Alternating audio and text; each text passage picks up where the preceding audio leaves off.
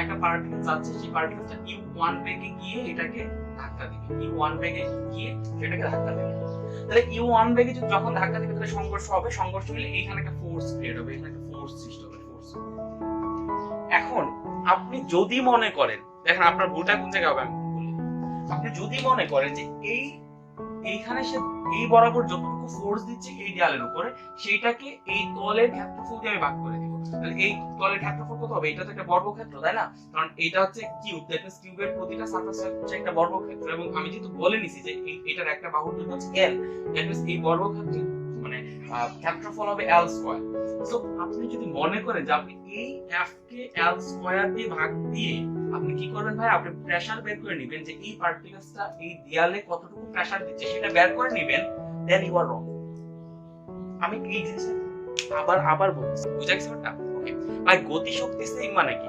ধরেন সংঘর্ষের আগে এই বস্তুটার গতি শক্তি হচ্ছে ভাই half mu1 square, half mu square, ধরেন হাফ mu স্কয়ার, এবং সংঘর্ষের পরে তার গতি শক্তি হচ্ছে half mv square, half mv square. একটা জিনিস চিন্তা করেন তো, এখানে কি আমরা হাফ হাফ কাটা দিতে পারি না? এখানে আমরা mm কাটা দিতে পারি। তো এইখানে আলটিমেটলি থাকতেছে হচ্ছে u square equal to v square, তার মানে আমরা পাচ্ছি u ইকুয়াল টু v। খেয়াল করেন, এই যে তাদের আদি গতিশক্তি শেষ গতিশক্তি সমান, এইটা যদি আমরা ধরে নিই না, তখন আরেকটা অনুসিদ্ধান্তে আমরা পৌঁছাইতে পারি, সেটা হচ্ছে সংঘর্ষের আগের বেগ এবং সংঘর্ষের পরের বেগ দুটো হচ্ছে সেম। বুঝা গেছে ব্যাপারটা? দেখবেন গ্যাসের অণুগুলো ছোটাছুটি তত বাড়বে, আমি যত টেম্পারেচার যত কমাই দেব গ্যাসের অণুগুলোর মধ্যে ছোটাছুটি তত কমবে। এবং এইটাকে আপনার গ্যাসের শিকার হিসেবে ধরে নেওয়া হয়েছে যে গ্যাসের অণুগুলোর যে গড় গতিশক্তির মান সেটা পরম তাপমাত্রার সমানুপাতিক। জাস্ট একটা লাইন কিন্তু ছিল, কিন্তু সেটা বোঝানোর জন্য আমাকে অনেক প্রায় 1 ঘন্টার মতো একটা লেকচার নিতে হয়েছে। তারপরে আমি চাই স্টুডেন্টরা যাতে অন্তত এই একটা লাইনগুলো ফিল করে, একটা লাইন যাতে ফিল করতে পারে। সো ফিল না করলে কিন্তু আপনি পড়ালেখাটা কোনো মজা পাবেন না। ইন্টারে পড়ালেখা হচ্ছে খুব ইজি যদি আপনি পড়াটাকে রিলেট করতে পারেন। এই যে দেখেন, ওকে, সো আজকে আমরা গ্যাসের যে গতিতত্ত্বের যে সমীকরণ আছে বা কাইনেটিক গ্যাস ইকুয়েশনের যে সমীকরণ PV = 1/3 mn CRn স্কয়ার, আমরা আজকে সেই জিনিসটা প্রতিপাদন করব। বইয়ের মধ্যে শুধুমাত্র লেখা দেওয়া আছে, মানে জাস্ট এই সমীকরণটা লেখা আছে, বাট আমি চাই না স্টুডেন্টরা জাস্ট এটা অন্ধের মতো করে যাক। আমি চাই যে স্টুডেন্টরা যেন এই সমীকরণটা ফিল করতে পারে, ইভেন এই সমীকরণটা কিভাবে আসলো প্রত্যেকটা লাইন যেন ফিল করতে পারে। সো দ্যাটস ওয়াই আজকে আমার এই লেকচার। আশা করি এই সম্পূর্ণ লেকচারটা দেখবেন, বাট সম্পূর্ণ লেকচারটা দেখলে এটা আমি আনশিওর করতে পারি যে এই মানে জাস্ট এই সমীকরণের প্রতিপাদনের উপর এটা আপনার বেস্ট ক্লাস হবে। ক্লিয়ার? সো আমি জাস্ট এই সমীকরণটার আপনার প্রথমে প্যারামিটারগুলো একটু পরিচয় দিই। এট ফার্স্ট হচ্ছে পি। পি মিন্স হচ্ছে প্রেসার বা চাপ। সেই চাপ হচ্ছে গ্যাস পার্টিকেলস গুলো একটা পাত্রের গায়ে যে পরিমাণ চাপ দিচ্ছে। ক্লিয়ার? আর এদিকে যে ভি আছে, ভি হচ্ছে গ্যাস পার্টিকেলস গুলো বা গ্যাসের যে অণুগুলো আছে সেই গ্যাসের অণুগুলো কতটুকু জায়গা জুড়ে তারা ছোটাছুটি করতে পারতেছে, সেটা হচ্ছে ভি। 1/3 জাস্ট একটা নাম্বার। এম হচ্ছে গ্যাসের একটা পার্টিকেলের ভর, একটা পার্টিকেলের ভর জাস্ট। আর এন হচ্ছে ওই যে পাত্রে আমি কতগুলো পার্টিকেলসকে রাখলাম। ক্লিয়ার? আর সিআরএমএস স্কয়ার মানে হচ্ছে বর্গমূল গড় বর্গবেগ, যেটা আমরা পরবর্তীতে পড়ানোর সময় বুঝাই দেব। ক্লিয়ার? সো দ্যাট মিন্স আমরা ব্যাপারটা কিভাবে স্টার্ট করব, আমাদের টার্গেট কি থাকবে, আমরা কি প্রুফ করতে যাচ্ছি বা আমরা কি বের করতে যাচ্ছি। ভাইয়া ব্যাপারটা হচ্ছে এরকম যে ধরো এটা একটা কিউব আকৃতির, জাস্ট এটা একটা কিউব আকৃতির মানে একটা পাত্র। সো এই কিউব আকৃতির পাত্রের মধ্যে আমি n সংখ্যক গ্যাস পার্টিকেলসকে রাখলাম, n সংখ্যক গ্যাস পার্টিকেলসকে রাখলাম। এটা হচ্ছে একটা পাত্র, এবং এই পাত্রের যে দৈর্ঘ্য, অবশ্যই কিউব মিন্স দৈর্ঘ্য প্রস্থ উচ্চতা সবই সমান। সো জাস্ট এজ এর যে দৈর্ঘ্য বা প্রস্থ বা উচ্চতা, সেটা দৈর্ঘ্য হচ্ছে আমরা ধরলাম l, সেটা দৈর্ঘ্য কত ধরলাম l। এখন আমি যেটা করলাম সেটা হচ্ছে এইখানে n সংখ্যক পার্টিকেলসকে রাখলাম, যে এখানে আমি n সংখ্যক পার্টিকেলসকে ঢুকাই দিলাম, এবং n সংখ্যক পার্টিকেলস এটার ভিতরে আলটিমেটলি বিরাজ করতেছে, তাই না? n সংখ্যক পার্টিকেলস এটার ভিতরে আলটিমেটলি বিরাজ করতেছে, এবং এই গ্যাসের অণুগুলো যেহেতু একে ছুটাছুটি করতেছে এবং যেহেতু তারা একে অপরের সাথে সংঘর্ষে লিপ্ত হচ্ছে, সো একটা সময় তারা গ্যাসের পার্টিকেলস গুলো এই পাত্রের যে দেয়াল আছে সেই দেয়ালের মধ্যে দেয়ালের সাথে সংঘর্ষ লিপ্ত হবে। তো এই যে দেয়ালের সাথে যখন সংঘর্ষে লিপ্ত হবে, তখন ভাই দেয়ালকে কি দিবে? দেয়ালকে হচ্ছে ফোর্স দিবে বা দেয়ালকে বল দিবে। আর একক ক্ষেত্রফলের বলে হচ্ছে প্রেসার। সো আমাদের টার্গেট হচ্ছে এখানে এই গ্যাস পার্টিকেলস গুলা এই গ্যাসের যে মানে পাত্রের দেয়ালে কি পরিমাণ সে ফোর্স দিচ্ছে, ইনিশিয়াল আমরা বের করব কি পরিমাণ ফোর্স দিচ্ছে, সেটা থেকে আমরা পরবর্তীতে ক্ষেত্রফল দিয়ে ভাগ করে, আমরা যদি ফোর্সটাকে যদি ক্ষেত্রফল দিয়ে ভাগ করি তাহলে আমরা প্রেসার পাই, আমরা প্রেসারটা বের করে নিব। That means our target is to find out the force, find out the force. Clear? So এটার জন্য আমি জাস্ট একটা জিনিস ইমাজিন করব, আমি জাস্ট একটা পার্টিকেলস নিয়ে কাজ করব এবং আলটিমেটলি পরে বাকি যত পার্টিকেলস গুলো আছে সবগুলো একসাথে যোগ করে দিব। তো জাস্ট একটা পার্টিকেলস নিয়ে যদি আমি কাজ করি, আমি ধরে নিলাম যে এইখানে যে পার্টিকেলস গুলো আছে সেই পার্টিকেলস গুলোর মধ্যে যে একটা পার্টিকেলস, আমি সব পার্টিকেলস মুছে দেব, আমি জাস্ট একটা পার্টিকেলস নিয়ে অ্যানালাইসিস করব। হ্যাঁ, একটা পার্টিকেলস নিয়ে অ্যানালাইসিস করব। ধরেন এইখানে জাস্ট একটা পার্টিকেলস ছিল, যে পার্টিকেলসটা আলটিমেটলি এই বরাবর সে একটা ব্যাগ নিয়ে সে হচ্ছে এই যে দেয়াল আছে সেই দেয়ালে সে ধাক্কা দিতে যাচ্ছিল বা দেয়ালের সাথে সে সংঘর্ষে লিপ্ত হতে যাচ্ছিল। আমরা ধরে নিলাম যে এই যে পার্টিকেলস আছে সেই পার্টিকেলসটা হচ্ছে এক নম্বর পার্টিকেলস, কারণ আমরা এখানে n সংখ্যক পার্টিকেলস ঢুকাইছি। সো আমরা ধরে নিলাম যে এটা হচ্ছে n মানে এক নম্বর পার্টিকেলস এবং এইটার যে আদি বেগ আছে মানে সংঘর্ষের আগের যে বেগ আছে সেটা হচ্ছে u। দ্যাট মিন্স এক নম্বর পার্টিকেলস এর আদি বেগ u, দ্যাট মিন্স আমরা সেটাকে ধরে নিলাম হচ্ছে u1। ক্লিয়ার? আমরা জাস্ট এটাকে ধরে নিলাম u1। এখন যেটা হবে সেটা হচ্ছে আমি খুব সূক্ষ্ম একটা জিনিস ধরায় দিই, সূক্ষ্ম একটা জিনিস, কারণ আপনারা ইন্টার পড়ালেখা করতেছেন তো আপনাদের প্রতিটা সূত্র আপনার এই যে F equals to mh সাধারণ সূত্র, কিন্তু এইটাই আপনার সারা জীবন পড়তে হবে, কারণ এটা যত হায়ার লেভেলে পড়তে যাবেন তত মনে হবে যে নিচের কাছে যা পড়ে আসছি তা হয়তো বা ভালোভাবে আমরা ফিল করতে পারি নাই। এখন এই যে সেটা u1 বেগে যে পার্টিকেলসটা যাচ্ছে সেটা আলটিমেটলি এখানে গিয়ে এই দেয়ালের মধ্যে ধাক্কা দিবে, সে সংঘর্ষে লিখতে হবে এবং সে আলটিমেটলি এই যে দেয়াল আছে সেই দেয়ালের মধ্যে সে আলটিমেটলি কিন্তু ফোর্স ক্রিয়েট করবে, ফোর্স কিন্তু সে দিবে। অর্থাৎ ব্যাপারটা হচ্ছে এরকম, আমি জাস্ট ব্যাপারটাকে এই জায়গায় দেখাই। ধরেন এটা হচ্ছে একটা ওয়াল, এটা হচ্ছে জাস্ট এই ওয়ালটা আমি জাস্ট টু ডাইমেনশনাল দিকে দেখাবো। তো এই যে একটা পার্টিকেল যাচ্ছে সেই পার্টিকেলটা u1 বেগে গিয়ে এটাকে ধাক্কা দিবে, u1 বেগে গিয়ে সেটাকে ধাক্কা দিবে। তাহলে u1 বেগে যখন ধাক্কা দিবে তাহলে সংঘর্ষ হবে, সংঘর্ষ হলে এইখানে একটা ফোর্স ক্রিয়েট হবে, এখানে একটা ফোর্স সৃষ্টি হবে, ফোর্স। এখন আপনি যদি মনে করেন, দেখেন আপনার ভুলটা কোন জায়গায় হবে আমি বলে দিই। আপনি যদি মনে করেন যে এইখানে সে এই বরাবর যতটুকু ফোর্স দিচ্ছে এই দেয়ালের উপরে সেইটাকে এই তলের ক্ষেত্রফল দিয়ে আমি ভাগ করে দিব, তাহলে এই তলের ক্ষেত্রফল কত হবে? এটা তো একটা বর্গক্ষেত্র তাই না, কারণ এটা হচ্ছে কিউব, দ্যাট মিন্স কিউবের প্রতিটা সারফেস হচ্ছে একটা বর্গক্ষেত্র এবং আমি যেহেতু বলে নিছি যে এটার একটা বাহুর দৈর্ঘ্য হচ্ছে l, দ্যাট মিন্স এই বর্গক্ষেত্রের মানে ক্ষেত্রফল হবে l স্কয়ার। সো আপনি যদি মনে করেন যে আপনি এই f কে l স্কয়ার দিয়ে ভাগ দিয়ে আপনি কি করবেন ভাই, আপনি প্রেসার বের করে নেবেন যে এই পার্টিকেলসটা এই দেয়ালে কতটুকু প্রেসার দিচ্ছে সেটা বের করে নেবেন, দেন ইউ আর রং। আমি এই জিনিসটা খুব আবার আবার বলছি, কজ এই জায়গাটাতে যদি ভেজাল থাকে না তাহলে আপনি পরবর্তীতে সমীকরণ মিলাইতে পারবেন না, সমীকরণটা ফিল করতে পারবেন না। সো আমি জাস্ট এই জিনিসটা বলছি, আপনি যদি মনে করেন যে সেটা u1 বেগে যেভাবে যাচ্ছে সেই u1 বেগে দেয়ালের মধ্যে যে ফোর্স দিচ্ছে আমি সেই ফোর্সটাকে ক্ষেত্রফল দিয়ে ভাগ করে প্রেসার বের করে নিব, তাহলে ইউ আর রং। এন্ড আমি শুরুর দিকে জাস্ট এই ফোর্সটা দিয়ে এই ফোর্সটা বের করে l স্কয়ার দিয়ে ভাগ করার জন্য যখনই আমি প্রেসার বের করতে যাচ্ছিলাম দেখতেছিলাম যে আনসার কেন জানি মিলতেছিল না, মানে কেন জানি একটা আমি মানে কোন জায়গায় মিলতেছে না। সো 3-4 ঘন্টা চিন্তা করার পরে হঠাৎ মাথায় আসলো what is the definition of pressure. প্রেসারের ডেফিনেশন হচ্ছে ভাইয়া আমরা এই যে P ইকুয়ালস টু যে F বাই L লিখি না, এইখানে এইখানে F doesn't mean F, F doesn't mean just only F। এইখানে P, এইখানে যে F আছে সেই F এর পরিচয় হচ্ছে লম্বভাবে প্রযুক্ত বল।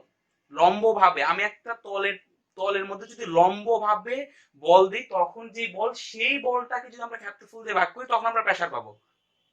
দ্যাট মিন্স এই যে এইখানে এইখানে যে ফোর্সটা এই তলের মধ্যে যে ফোর্সটা যাচ্ছে সেটা তো লম্বভাবে যাচ্ছে না ভাই, সেটা তো তির্যকভাবে যাচ্ছে। সো এই ফোর্সটাকে ক্ষেত্রফল দিয়ে ভাগ দিয়ে আমরা প্রেসার পাবো না, আমাদেরকে দেখতে হবে যে এইটা এই বরাবর ধাক্কা দিচ্ছে দ্যাট ডাজন্ট ম্যাটার, এইটা যদি এই ব্যাগে এই বরাবর ধাক্কা না দিয়ে যদি সে এই তলে লম্বভাবে ধাক্কা দিত তখন কতটুকু ফোর্স আসতো এবং তখন যতটুকু ফোর্স আসতো সেইটাকে যদি আমরা ক্ষেত্রফল দিয়ে ভাগ করি, ধরেন এই বরাবর সে যতটুকু ফোর্স দিচ্ছে সেইটাকে যদি আমি বের করি, সেই ফোর্সটাকে যদি আমি বের করি, সেই ফোর্সটাকে যদি আমি ক্ষেত্রফল দিয়ে ভাগ দিই তাহলে আমি আমার প্রেসার পাওয়াটা পসিবল, কারণ সেইখানে যেই প্রেসারটা যাচ্ছে এই তলের মধ্যে সেই প্রেসারটা যাচ্ছে লম্বভাবে। So that is a very important thing, যে আপনাকে লম্বভাবে কতটুকু বল প্রযুক্ত হচ্ছে সেটা বের করতে হবে, কারণ প্রেসারের ডেফিনেশনই হচ্ছে একক ক্ষেত্রফলের উপর লম্বভাবে প্রযুক্ত বলকে কি বলা হয়? চাপ বলা হয়। সো এখন তাহলে একটা জিনিস চিন্তা করেন, তাহলে এই পার্টিকেলস তো এইভাবে যাচ্ছে, তাহলে এইভাবে গেলে সে এই বরাবর ধরেন F পরিমাণ ফোর্স দিত, F পরিমাণ সে এই বরাবর ফোর্স দিত। এখন তাহলে পার্টিকেলসটা তো এই বরাবর যাচ্ছে না, তাহলে আমরা কি করব? তাহলে আমরা কি করব ভাই, আমরা তো উপাংশের ধারণাটা তো জানি যে একটা ভেক্টর যখন যায়, একটা ভেক্টর যখন একটা দিকে যায়, ধরেন এটা হচ্ছে x অ্যাক্সিস, ধরেন এটা হচ্ছে x, আমি জাস্ট দুইটা অ্যাক্সিসে দেখাচ্ছি, বাট এটা three dimensional Axis, but that doesn't matter, আমি জাস্ট দুইটা অ্যাক্সিসে দেখাচ্ছি। ধরেন এটা হচ্ছে x অ্যাক্সিস আর এটা হচ্ছে y অ্যাক্সিস। সো একটা ভেক্টর যখন এই বরাবর যাবে, তখন এই ভেক্টরটা, ধরেন এটা হচ্ছে f ভেক্টর, এই f ভেক্টরের এই x অক্ষ বরাবর একটা উপাংশ থাকবে, x অক্ষ বরাবর কতটুকু উপাংশ, সেটা হচ্ছে এতটুকু উপাংশ, এবং সেটা হচ্ছে fx আমরা লিখতে পারি। এবং তার y অ্যাক্সিস বরাবরও একটা উপাংশ থাকবে, এবং y অ্যাক্সিস বরাবর যে উপাংশটা থাকবে সেটাকে আমরা লিখতে পারি হচ্ছে fy আকারে, এটাকে আমরা লিখবো হচ্ছে fy আকারে। দ্যাট মিন্স ব্যাপারটা হচ্ছে এরকম যে আমি এই পার্টিকেলসটা এই বরাবর গেল, এই বরাবর গিয়ে যদি সে এই একটা দেয়ালের মধ্যে ফোর্স দেয়, তাহলে ওই ফোর্স যেহেতু একটা ভেক্টর রাশি বা বল যেহেতু একটা ভেক্টর রাশি, তাহলে তার x অক্ষ বরাবর সে কতটুকু তার বলের অংশ থাকতেছে, সেটা হচ্ছে fx পরিমাণ। ক্লিয়ার? সো আমরা যেটা করতে যাচ্ছি সেটা হচ্ছে, আমরা তাহলে আমাদের যেটা করতে হবে সেটা হচ্ছে এই অ্যাক্সিস বরাবর, এই অ্যাক্সিস বরাবর আমাদেরকে বের করতে হবে, ফোর্স বের করতে হবে। দ্যাট মিন্স এই অ্যাক্সিস বরাবর আমাদের ফোর্স বের করতে হবে fx, এবং এই fx কে যদি আলটিমেটলি p fx কে যদি আমরা আলটিমেটলি কি দেখায়, fx কে যদি আমরা l স্কয়ার দিয়ে ভাগ দেই, তখন আমরা সেখানে কি পাবো, প্রেসার পাবো। সো এখন এখানে fx পাইতে গেলে, এখানে যদি আমরা fx পাইতে চাই, তখন আমাদেরকে কি করতে হবে? আমরা বলের ডেফিনিশন কি জানি ভাই? বলের ডেফিনিশন হচ্ছে যে বলের মানে নিউটনের সেকেন্ড রুলটা কি ছিল, যে বস্তুর উপর প্রযুক্ত বল মানে বস্তুর ভরবেগের পরিবর্তনের হার এর উপর প্রযুক্ত বলের সমানুপাতিক।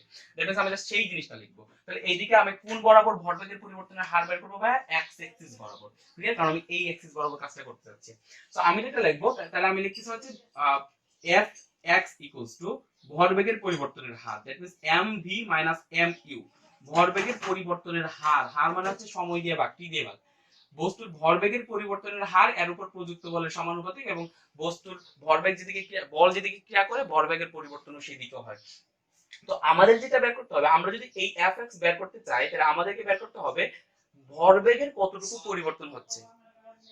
তাহলে আমাদের কি বের করতে হবে? ভরবেগের কতটুকু পরিবর্তন হচ্ছে।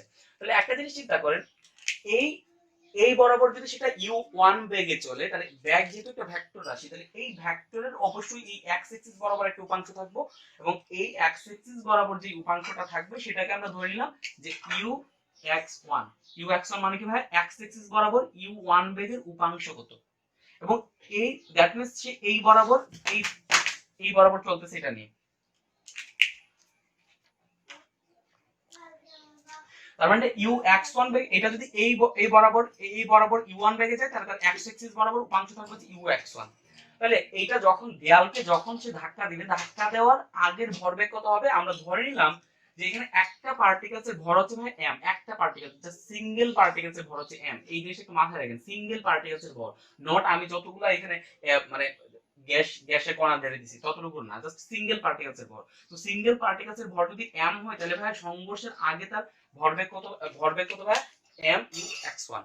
বুঝা গেছে ওটা? mu(x1), এটা হচ্ছে সংঘর্ষের আগের তার ভরবেগ। এখন একটা জিনিস চিন্তা করেন, গ্যাসের অণুগুলোর যে সংঘর্ষ হয়, সেই সংঘর্ষটাকে বলা হয় স্থিতিস্থাপক সংঘর্ষ বা ইলাস্টিক কলিউশন। এবং এই ইলাস্টিক কলিউশনের কনসেপশনটা আপনার খুব ভালোভাবে জানতে হবে, কারণ এটা গ্যাসের গতিতত্ত্বে বলা আছে। ইভেন গ্যাসের গতিতত্ত্বের এই কথাটা আমি এখানে একটু লজিক্যালি প্রুফ করার ট্রাই করব, যে সেটাকে কেন স্বীকার করে নেওয়া হলো। এবং এই জিনিসটা আমাদের জানতে হবে যে স্থিতিস্থাপক সংঘর্ষটা কি। স্থিতিস্থাপক সংঘর্ষের আগে ডেফিনেশনটা দিই। স্থিতিস্থাপক সংঘর্ষের ডেফিনেশন হচ্ছে যে যখন মানে সংঘর্ষের আগে এবং সংঘর্ষের পরে যদি কোনো বস্তুর যে গতিশক্তি আছে, সেই গতিশক্তি সংরক্ষিত থাকে বা গতিশক্তি সেম থাকে, তখন সেটাকে বলা হয় হচ্ছে আপনার ইলাস্টিক কলিউশন বা অ্যাকচুয়ালি স্থিতিস্থাপক সংঘর্ষ। এখন ব্যাপারটা আমি একটু বোঝানোর ট্রাই করি। ধরেন আজকে দুইটা পাথরকে আমি এভাবে সংঘর্ষ করালাম, বা বা একটা গাড়ি আর একটা গাড়ি আসতেছিল, তারা ইনিশিয়ালি হিট করলো একটা সাথে আরেকটা। সো ধরেন দুইটা গাড়ি, আমি জাস্ট দুইটা বলের উদাহরণ দিই। ধরেন দুইটা বড় বড় বল কি করলো, আলটিমেটলি তারা আসার সময় তারা হিট করলো, এবং হিট করার পরে তাদের দ্যাট মিন্স সংঘর্ষের আগে তাদের একটা গতি ছিল, এবং সেই গতির কারণে বা ব্যাগের কারণে, হাফ এম স্কয়ারের কারণে তাদের একটা গতিশক্তি ছিল। যখন তাদের মধ্যে সংঘর্ষ হলো, তখন কি হলো ভাই? তখন সংঘর্ষের কারণে কি হয়, ঘর্ষণের কারণে কি হয়, সেখানে তাপ উৎপন্ন হয়, বা ফ্রিকশন ফোর্সের কারণে কি হয়, সেখানে তাপ উৎপন্ন হয়। এন্ড ইউ নো দ্যাট তাপ হচ্ছে এক প্রকার শক্তি। তাপ হচ্ছে কি? এক প্রকার শক্তি। তাহলে আমরা শক্তি সংরক্ষণশীলতার নীতি অনুসারে একটা কথা জানি যে শক্তিকে ধ্বংস বা বিনাশ করা যায় না বা সৃষ্টি করা যায় না, শক্তি শুধুমাত্র এক রূপ থেকে অন্য রূপে পরিবর্তিত হয়। তাহলে এইখানে যে এখন তাদের মধ্যে যে এই যে তাপ শক্তিটা উৎপন্ন হইলো, তাদের মধ্যে যে তাপ শক্তিটা উৎপন্ন হইলো, সেই তাপ শক্তি কিন্তু নতুন ভাবে সৃষ্টি হয় নাই, সেটা অবশ্যই কোনো একটা শক্তির পরিবর্তিত রূপ। তাহলে এটা কোন শক্তির পরিবর্তিত রূপ ভাইয়া?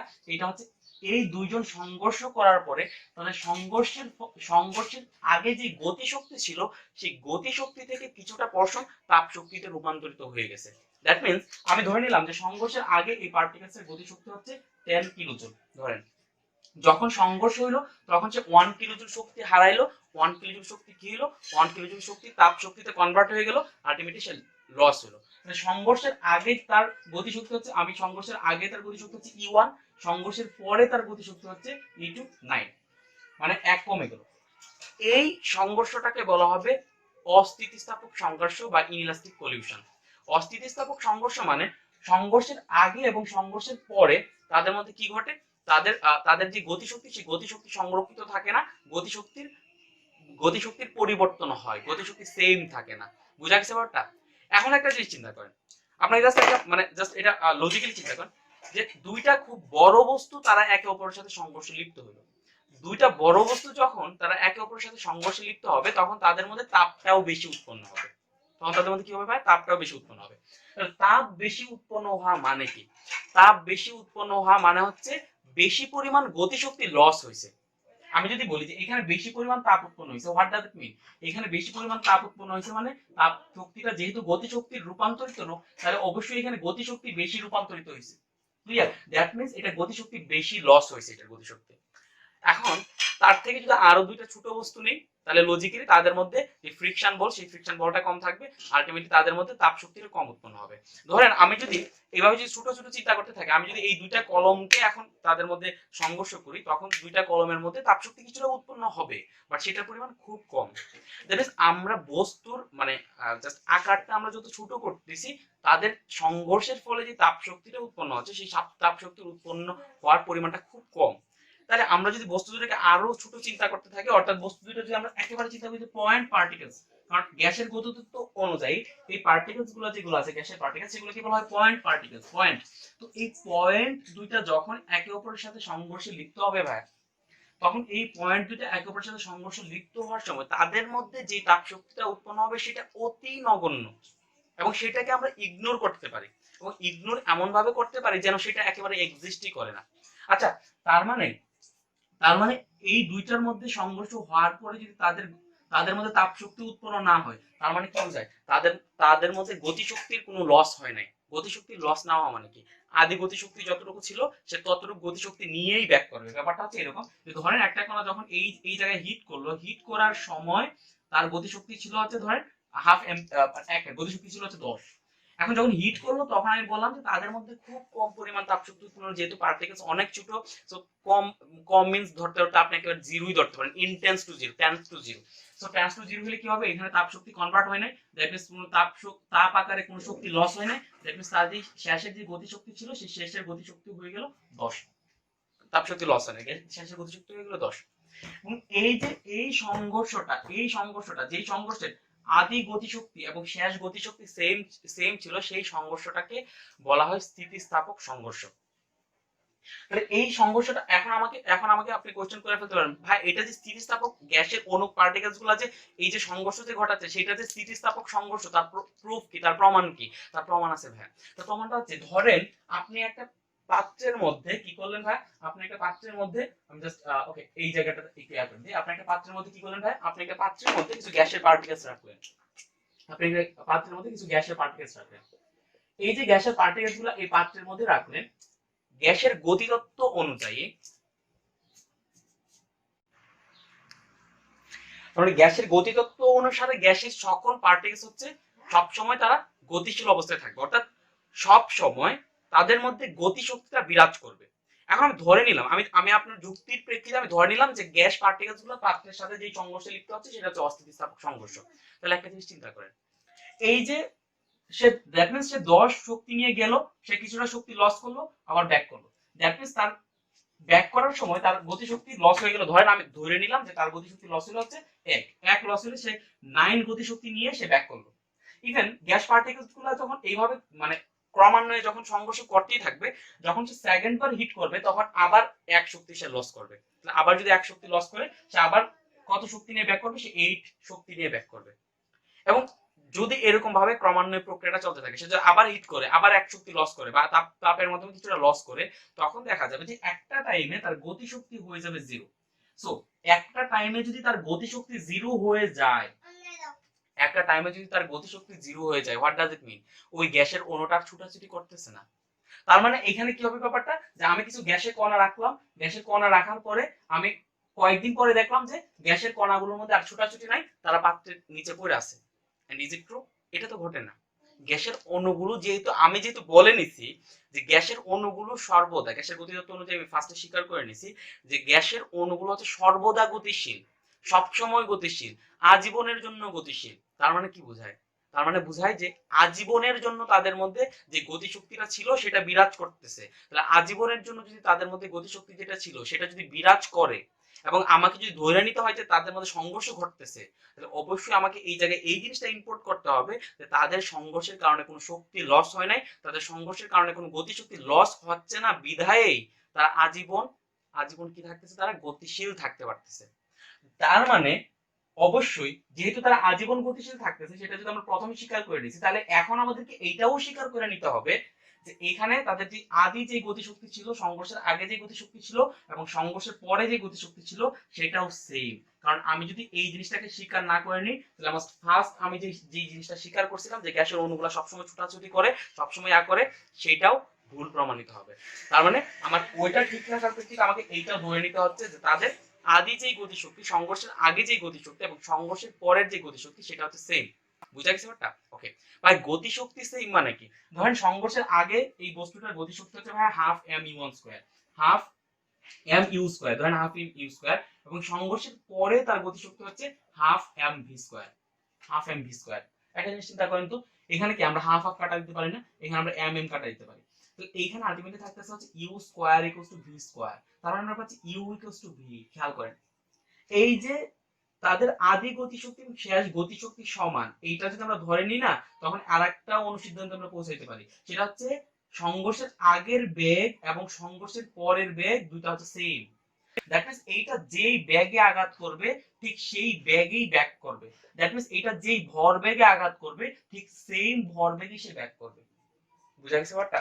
এইখান থেকে দ্যাট মিন্স আমরা লিখতে পারি যে এইখানে দ্যাট মিন্স আমরা এখানে এটা লিখতে পারবো যে এই যে পার্টিকেলসটা আছে, সেই পার্টিকেলসের এক্স অক্ষ বরাবর যে উপাংশ, এক্স অক্ষ বরাবর যেই মানে এক্স এক্সিস বরাবর তার যেই ভরবেগের উপাংশ, সেই ভরবেগ আদি ভরবেগ হচ্ছে mu(x1), এবং পার্টিকেলসটা যখন হিট করলো, স্ট্রাইক করার পরে যখন সে ব্যাক করলো, তার ব্যাক করার সময়ও তার যে ছিল, আই মিন ব্যাক ছিল, সেই ব্যাগও u(x1)ই হবে, বাট সেটা হবে বিপরীত দিক, সেটা হচ্ছে অপোজিট ডিরেকশন। এটা এই বরাবর গেছে u(x1), এটা এই বরাবর ব্যাক করছে, সেটা ux মানে u(x1) মানে u(x1) ভ্যালুতেই ব্যাক করছে, বাট এইটার ডিরেকশন আর এইটার ডিরেকশন হচ্ছে আপনার অপোজিট। সো এইটার ডিরেকশন আর এইটার ডিরেকশন যেহেতু অপোজিট, সো এইটাকে যদি আমরা প্লাস ধরি তাহলে এটাকে আমরা মাইনাস ধরতে পারি, আবার এইটাকে যদি আমরা মাইনাস ধরি এটাকে আমরা প্লাস ধরতে পারি। দ্যাটস ইউর চয়েস, আপনি কোনটা করবেন। সো আপনি ধরেন আমি যদি এটাকে মাইনাস ধরি, ধরেন যে আদি প্রথমে যেটা যাচ্ছিল এই ডিরেকশনটাকে যদি আমরা মাইনাস ধরি, তাহলে এই ডিরেকশনটাকে আমার কি ধরতে হবে ভাই? এই ডিরেকশনটা আমাকে প্লাস ধরতে হবে। কি পর্যন্ত বুঝা গেছে ব্যাপারটা? দ্যাট মিন্স এইটা ওকে, দ্যাট মিন্স ভরবেগ হইলে আমরা কি করে দিব? জাস্ট ভরটাকে গুণ করে দিব, আমরা এখানে প্লাস দিয়ে দিব। ক্লিয়ার? দ্যাট মিন্স এখানে যেটা হচ্ছে সেটা হচ্ছে ইনিশিয়াল ভরবেগ হচ্ছে -mu(x1), শেষ ভরবেগ হচ্ছে +mu(x1). বুঝা গেছে ওটা? তার মানে ভরবেগের বেলায় কতটুকু পরিবর্তন হলো? ভরবেগের পরিবর্তন হলো শেষ ভরবেগ মাইনাস আদি ভরবেগ। আমাদের বের করতে হবে কি? আমরা কি জানি? ভর Fx = mv - mu, that means শেষ ভরবেগ মাইনাস আদি ভরবেগ বাই টাইম। তাহলে শেষ ভরবেগ কত ভাই?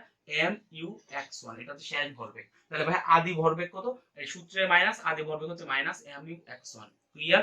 সো আলটিমেটলি ভরবেগের পরিবর্তন কত হবে? mu(x1) মাইনাস মাইনাসে plus, that means mu(x1). So ultimately আমরা পাবো 2mu(x1).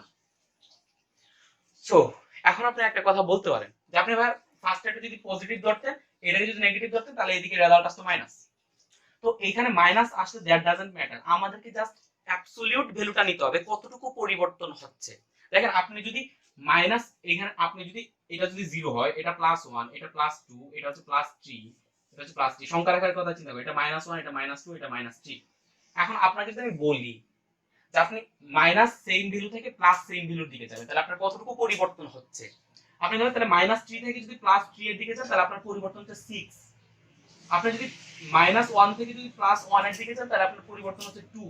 আপনি যদি -2 থেকে +2 এর দিকে যান, তাহলে আপনার পরিবর্তন হচ্ছে 4। আপনাকে 4 ঘর পার হয়ে যেতে হবে। আমরা সেই ভ্যালুটা যাচ্ছি, কত ঘর পার হয়ে আপনার যেতে হবে সেই ভ্যালুটা। তাহলে সেই ভ্যালুটা আমরা কিভাবে বের করলাম ভাই? সেই ভ্যালুটা বের করলাম যেগুলোর দেওয়া আছে, যে সংখ্যাটা দেওয়া আছে সেই সংখ্যাটা যদি 2 দিয়ে গুণ করলেই হয়ে যায়। তো ব্যাপারটা হচ্ছে ঠিক এরকম যে মাইনাস এই ভ্যালু থেকে আমরা যদি প্লাস এই ভ্যালু পর্যন্ত যাই, তখন আমাদের পরিবর্তন হচ্ছে এতটুকু। দ্যাট ডাজন্ট ম্যাটার এটা কি মাইনাস নাকি প্লাস।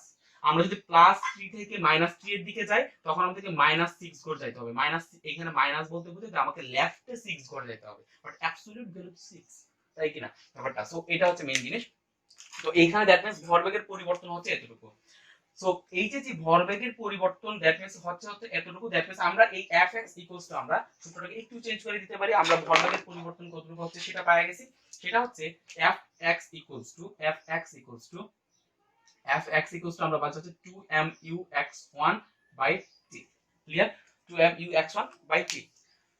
এখন প্রবলেম হচ্ছে আমরা সেই t এর ভ্যালুটা জানি না। আমাদের সেই t টাকে মানে এইখানে তো t = 1/3 mc², সেখানে কিন্তু টাইম দিয়ে কিছু করার নাই।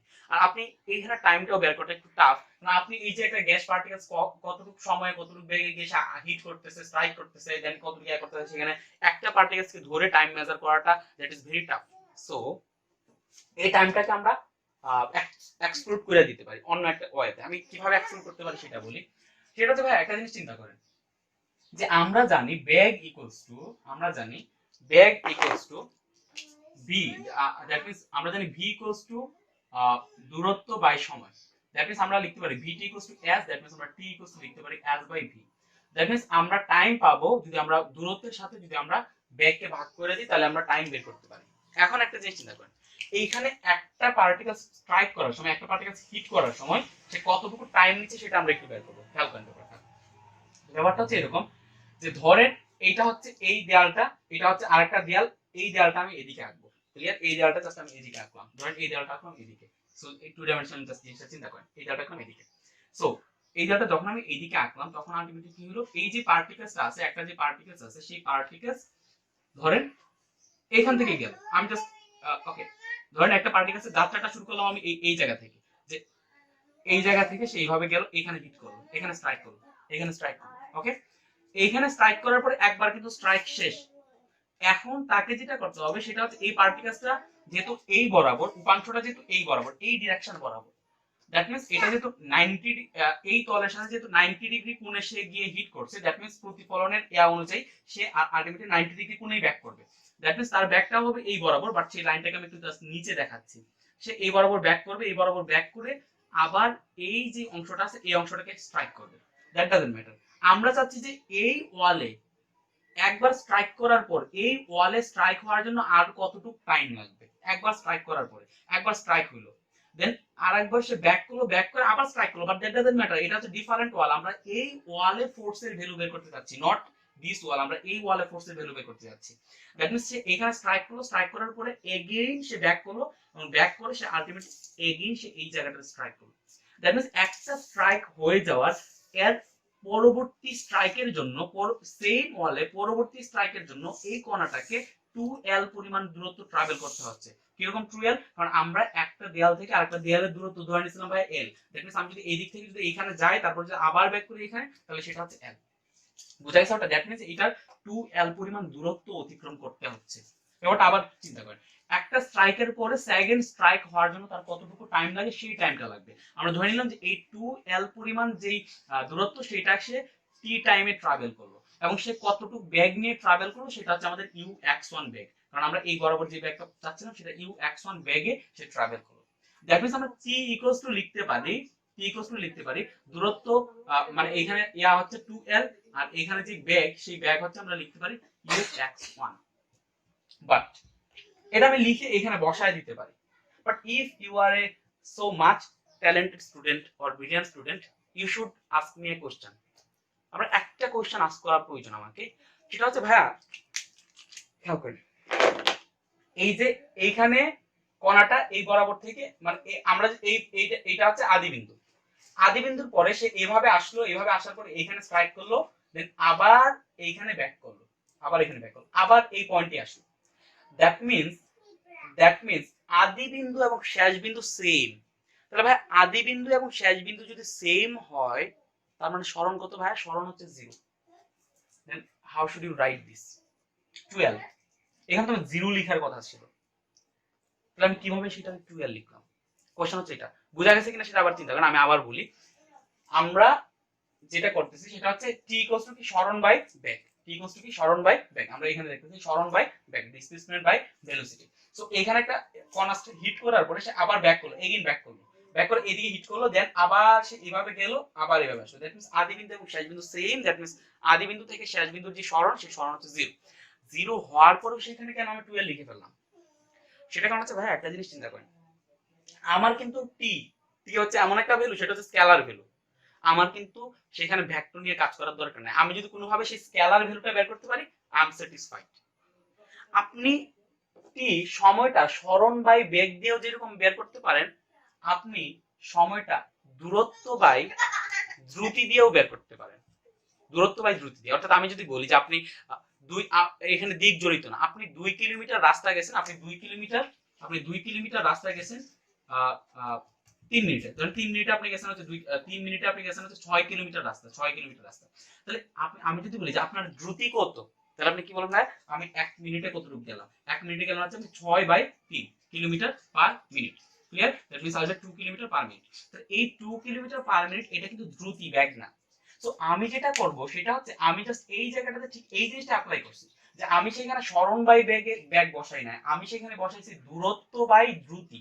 সো দূরত্ব বাই দ্রুতি থেকে আলটিমেটলি ক্যালকুলেটিং ইয়াতে আমি কিন্তু সেখানে টাইমের ভ্যালুটা পেয়ে যাব, এবং আমার সেখানে ভেক্টর নিয়ে চিন্তা করার দরকার নেই। আমরা বের করতে যাচ্ছি চাপ, এবং চাপ বা প্রেসার হচ্ছে one type of scalar measurement বা স্কেলার ভ্যালু। সো সেটা যেহেতু স্কেলার ভ্যালু, সো আমাদের সেখানে ভেক্টর নিয়ে কাজ করাটা জরুরি না। আমরা সেখানে স্কেলার ভ্যালুগুলো যত বের করে নিয়ে আসতে পারি, দ্যাটস মানে এটা সুবিধাজনক। সো দ্যাটস ওয়াই এই জায়গায় কিন্তু আমি ভাই সরণ বাই বেগ লিখি নাই, এই জায়গায় কিন্তু আমি লিখছি দূরত্ব বাই দ্রুতি। ক্লিয়ার? এই জায়গাটাকে মাথায় রাখবেন, আমাদের স্টুডেন্ট হইলে এই জায়গাটাকে মানে আটকে যাওয়ার খুব আছে। সো এই জায়গাটাকে আমি তার মানে লিখতে পারি এইভাবে, এই জায়গাটাকে আমরা লিখতে পারি that means t equals to আমরা কি পেলাম ভাই? t ইকুয়ালস টু পেলাম হচ্ছে ভাই 2l by 2l by u x1। Clear? So আমি জাস্ট এই ভ্যালুটাকে যদি এখানে বসাই, দ্যাট মিন্স আমরা fx ইকুয়ালস টু পাবো 2mu x1 by t equals to কি পাবো ভাই? আমরা 2l by u x1 equals to হবে 2mu x1 into u x1 by 2l। Clear? এখন খেয়াল করেন, এই 2 এ 2 এ কাটাকাটি যাবে, আর এখানে u x1 আর u x1 হোল স্কয়ার হবে। দ্যাট মিন্স আমরা পাবো m u x1 whole square. এই কেউ আবার এটা করে না, u স্কয়ার x1 স্কয়ার দেন না, u x সেটা বোঝাচ্ছে x এক্সিস বরাবর আদি বেগ 1 নম্বর পার্টিকেলস। সো এই পুরোটা হচ্ছে একটা রাশি, just u x1 square. Clear? So by l। তো দ্যাট মিন্স আমরা পাইলাম হচ্ছে fx equals to that means আমরা কি লিখতে পারি? আমরা লিখতে পারি fx ইকুয়ালস টু মানে x এক্সিস বরাবর যে পরিমাণ বল যাচ্ছে, সেই x এক্সিস বরাবর বা এই তলে লম্ব বরাবর যে বল যাচ্ছে, সেই লম্ব বরাবর বল হচ্ছে ultimately mu x1 square by l। Clear? mu x1 square by l। Clear? এখন একটা জিনিস চিন্তা করেন, এখন এই যে এটা তো 3 ডাইমেনশনাল জায়গা, তাই না? আমরা এটাকে 3 ডাইমেনশনাল যদি চিন্তা করি, তাহলে ব্যাপারটা হবে এরকম যে এটা হচ্ছে মোটামুটি x অ্যাক্সিস, এটা হচ্ছে x অ্যাক্সিস, এটা হচ্ছে y অ্যাক্সিস, আর এটা হচ্ছে z অ্যাক্সিস। ক্লিয়ার? তো এইখানে যে ব্যাগটা আছে, এখানে যে ব্যাগ আছে, সেই ব্যাগেরও কিন্তু তিনটা দিকে উপাংশ আছে। একটা হচ্ছে x অ্যাক্সিস বরাবর তার কি উপাংশ, আর একটা হচ্ছে তার ভাইয়া এই যে y অ্যাক্সিস বরাবর তার কি উপাংশ। সো আরেকটা হচ্ছে তার দ্যাট মিন্স y অ্যাক্সিস বরাবর তার কি উপাংশ, আর একটা হচ্ছে ভাই তার z অ্যাক্সিস বরাবর কি উপাংশ। এই জায়গাটাকে যদি আমরা এইখানে রিপ্রেজেন্ট করি তাহলে এখানে ব্যাপারটা এইভাবে লিখতে পারি, এখানে ব্যাপারটা এইভাবে লেখা যায়, এখানে ব্যাপারটা এইভাবে লেখা যায় যে এখানে জাস্ট এটা হচ্ছে মেইন ইউ1, এটা হচ্ছে মেইন ইউ1, মেইন ইউ1, আর এটা এক্স এক্সিস বরাবর কি আসতেছে, এক্স এক্সিস বরাবর আসতেছে তাহলে ভাই ইউ x1, ওয়াই এক্সিস বরাবর আসতেছে ইউ y1, জেড এক্সিস বরাবর আসতেছে ইউ z1। সো আমি ভেক্টর, এই ভেক্টরে আপনারা যখন উপাংশে পড়বেন তখন দেখবেন যে এইভাবে u1 স্কয়ার ইকুয়াল টু আমি এখানে লিখতে পারি হচ্ছে u x1 square plus u y1 square plus u z1 square. Okay, আমি জাস্ট একটা প্রুফ করে দিই সেই জিনিসটা যে আমরা এখানে একটা ভেক্টরের দুইটা কম্পোনেন্টকে স্কয়ার করে যে আমরা জাস্ট ওই ভেক্টরটা পাই। আমি ধরে নিলাম সেটা দুইটা অ্যাক্সিসে বিরাজ করতেছে, সো সেটা যদি দুইটা অ্যাক্সিসে বিরাজ করে, সেটা যদি দুইটা অ্যাক্সিসে বিরাজ করে আমি জাস্ট এক্স অ্যাক্সিস এবং ওয়াই অ্যাক্সিস ধরে নিলাম, যেটা আছে এক্স অ্যাক্সিস এবং ওয়াই অ্যাক্সিস বরাবর সেটা বিরাজ করতেছে এবং সেইটার যে ভ্যালু সেটা এই বরাবর, এই বরাবর ভ্যালু হচ্ছে y1, y1 যদি হয় এই বরাবর তার উপাংশ থাকবে হচ্ছে ভাইয়া, এই বরাবর তার উপাংশ থাকবে হচ্ছে ইউ x1 আর এই বরাবর তার উপাংশ থাকবে হচ্ছে ইউ y1। সো এটা আর এটা হচ্ছে সমান, দ্যাট মিন্স এটা হচ্ছে ইউ y1, বাট আমি যখন এটাকে এইভাবে চিন্তা করতেছি তখন এটা হয়ে গেল একটা সমকোণী ত্রিভুজ, এটা হচ্ছে 90 degree, that means we can put here the Pythagoras theorem. So আমরা পিথাগোরাস থিওরেম ইউজ করতে পারি, এটা হচ্ছে সমকোণী ত্রিভুজের অতিভুজ, এটা হচ্ছে লম্ব, এটা সরি এটা হচ্ছে ভূমি, এটা হচ্ছে লম্ব, দ্যাট মিন্স u1 স্কয়ার অতিভুজ square equals two ux1 square plus uy1 square. So এটা হচ্ছে জাস্ট এই ক্ষেত্রে। সো 3 ডাইমেনশনাল যদি চিন্তা করেন আপনাদের বইগুলোতে, ফিজিক্স বইগুলোতে সেটা সেই প্রুফটা দেওয়া আছে, ফার্স্ট ভেক্টর আপনারা পড়বেন। সো সেটাও আসে এরকম যে u1 স্কয়ার ইকুয়ালস টু তার তিনটা যে উপাংশ আছে ux1 square plus uy1 square plus uz1 square, এটা আসতেছে। দ্যাট মিন্স এই জায়গায় আমরা এই সম্পর্কটা লিখতে পারি। ক্লিয়ার? এই জায়গাতে আমরা কি সম্পর্ক লিখতে পারি, এই জায়গায় আমি জাস্ট এগুলোতে কাজ হয়ে গেছে, এগুলা কাজ হয়ে গেলে আমি জাস্ট এটাকে এইদিকে রেখে দিলাম আর আমি জাস্ট এইগুলো নিয়ে কাজ করলাম।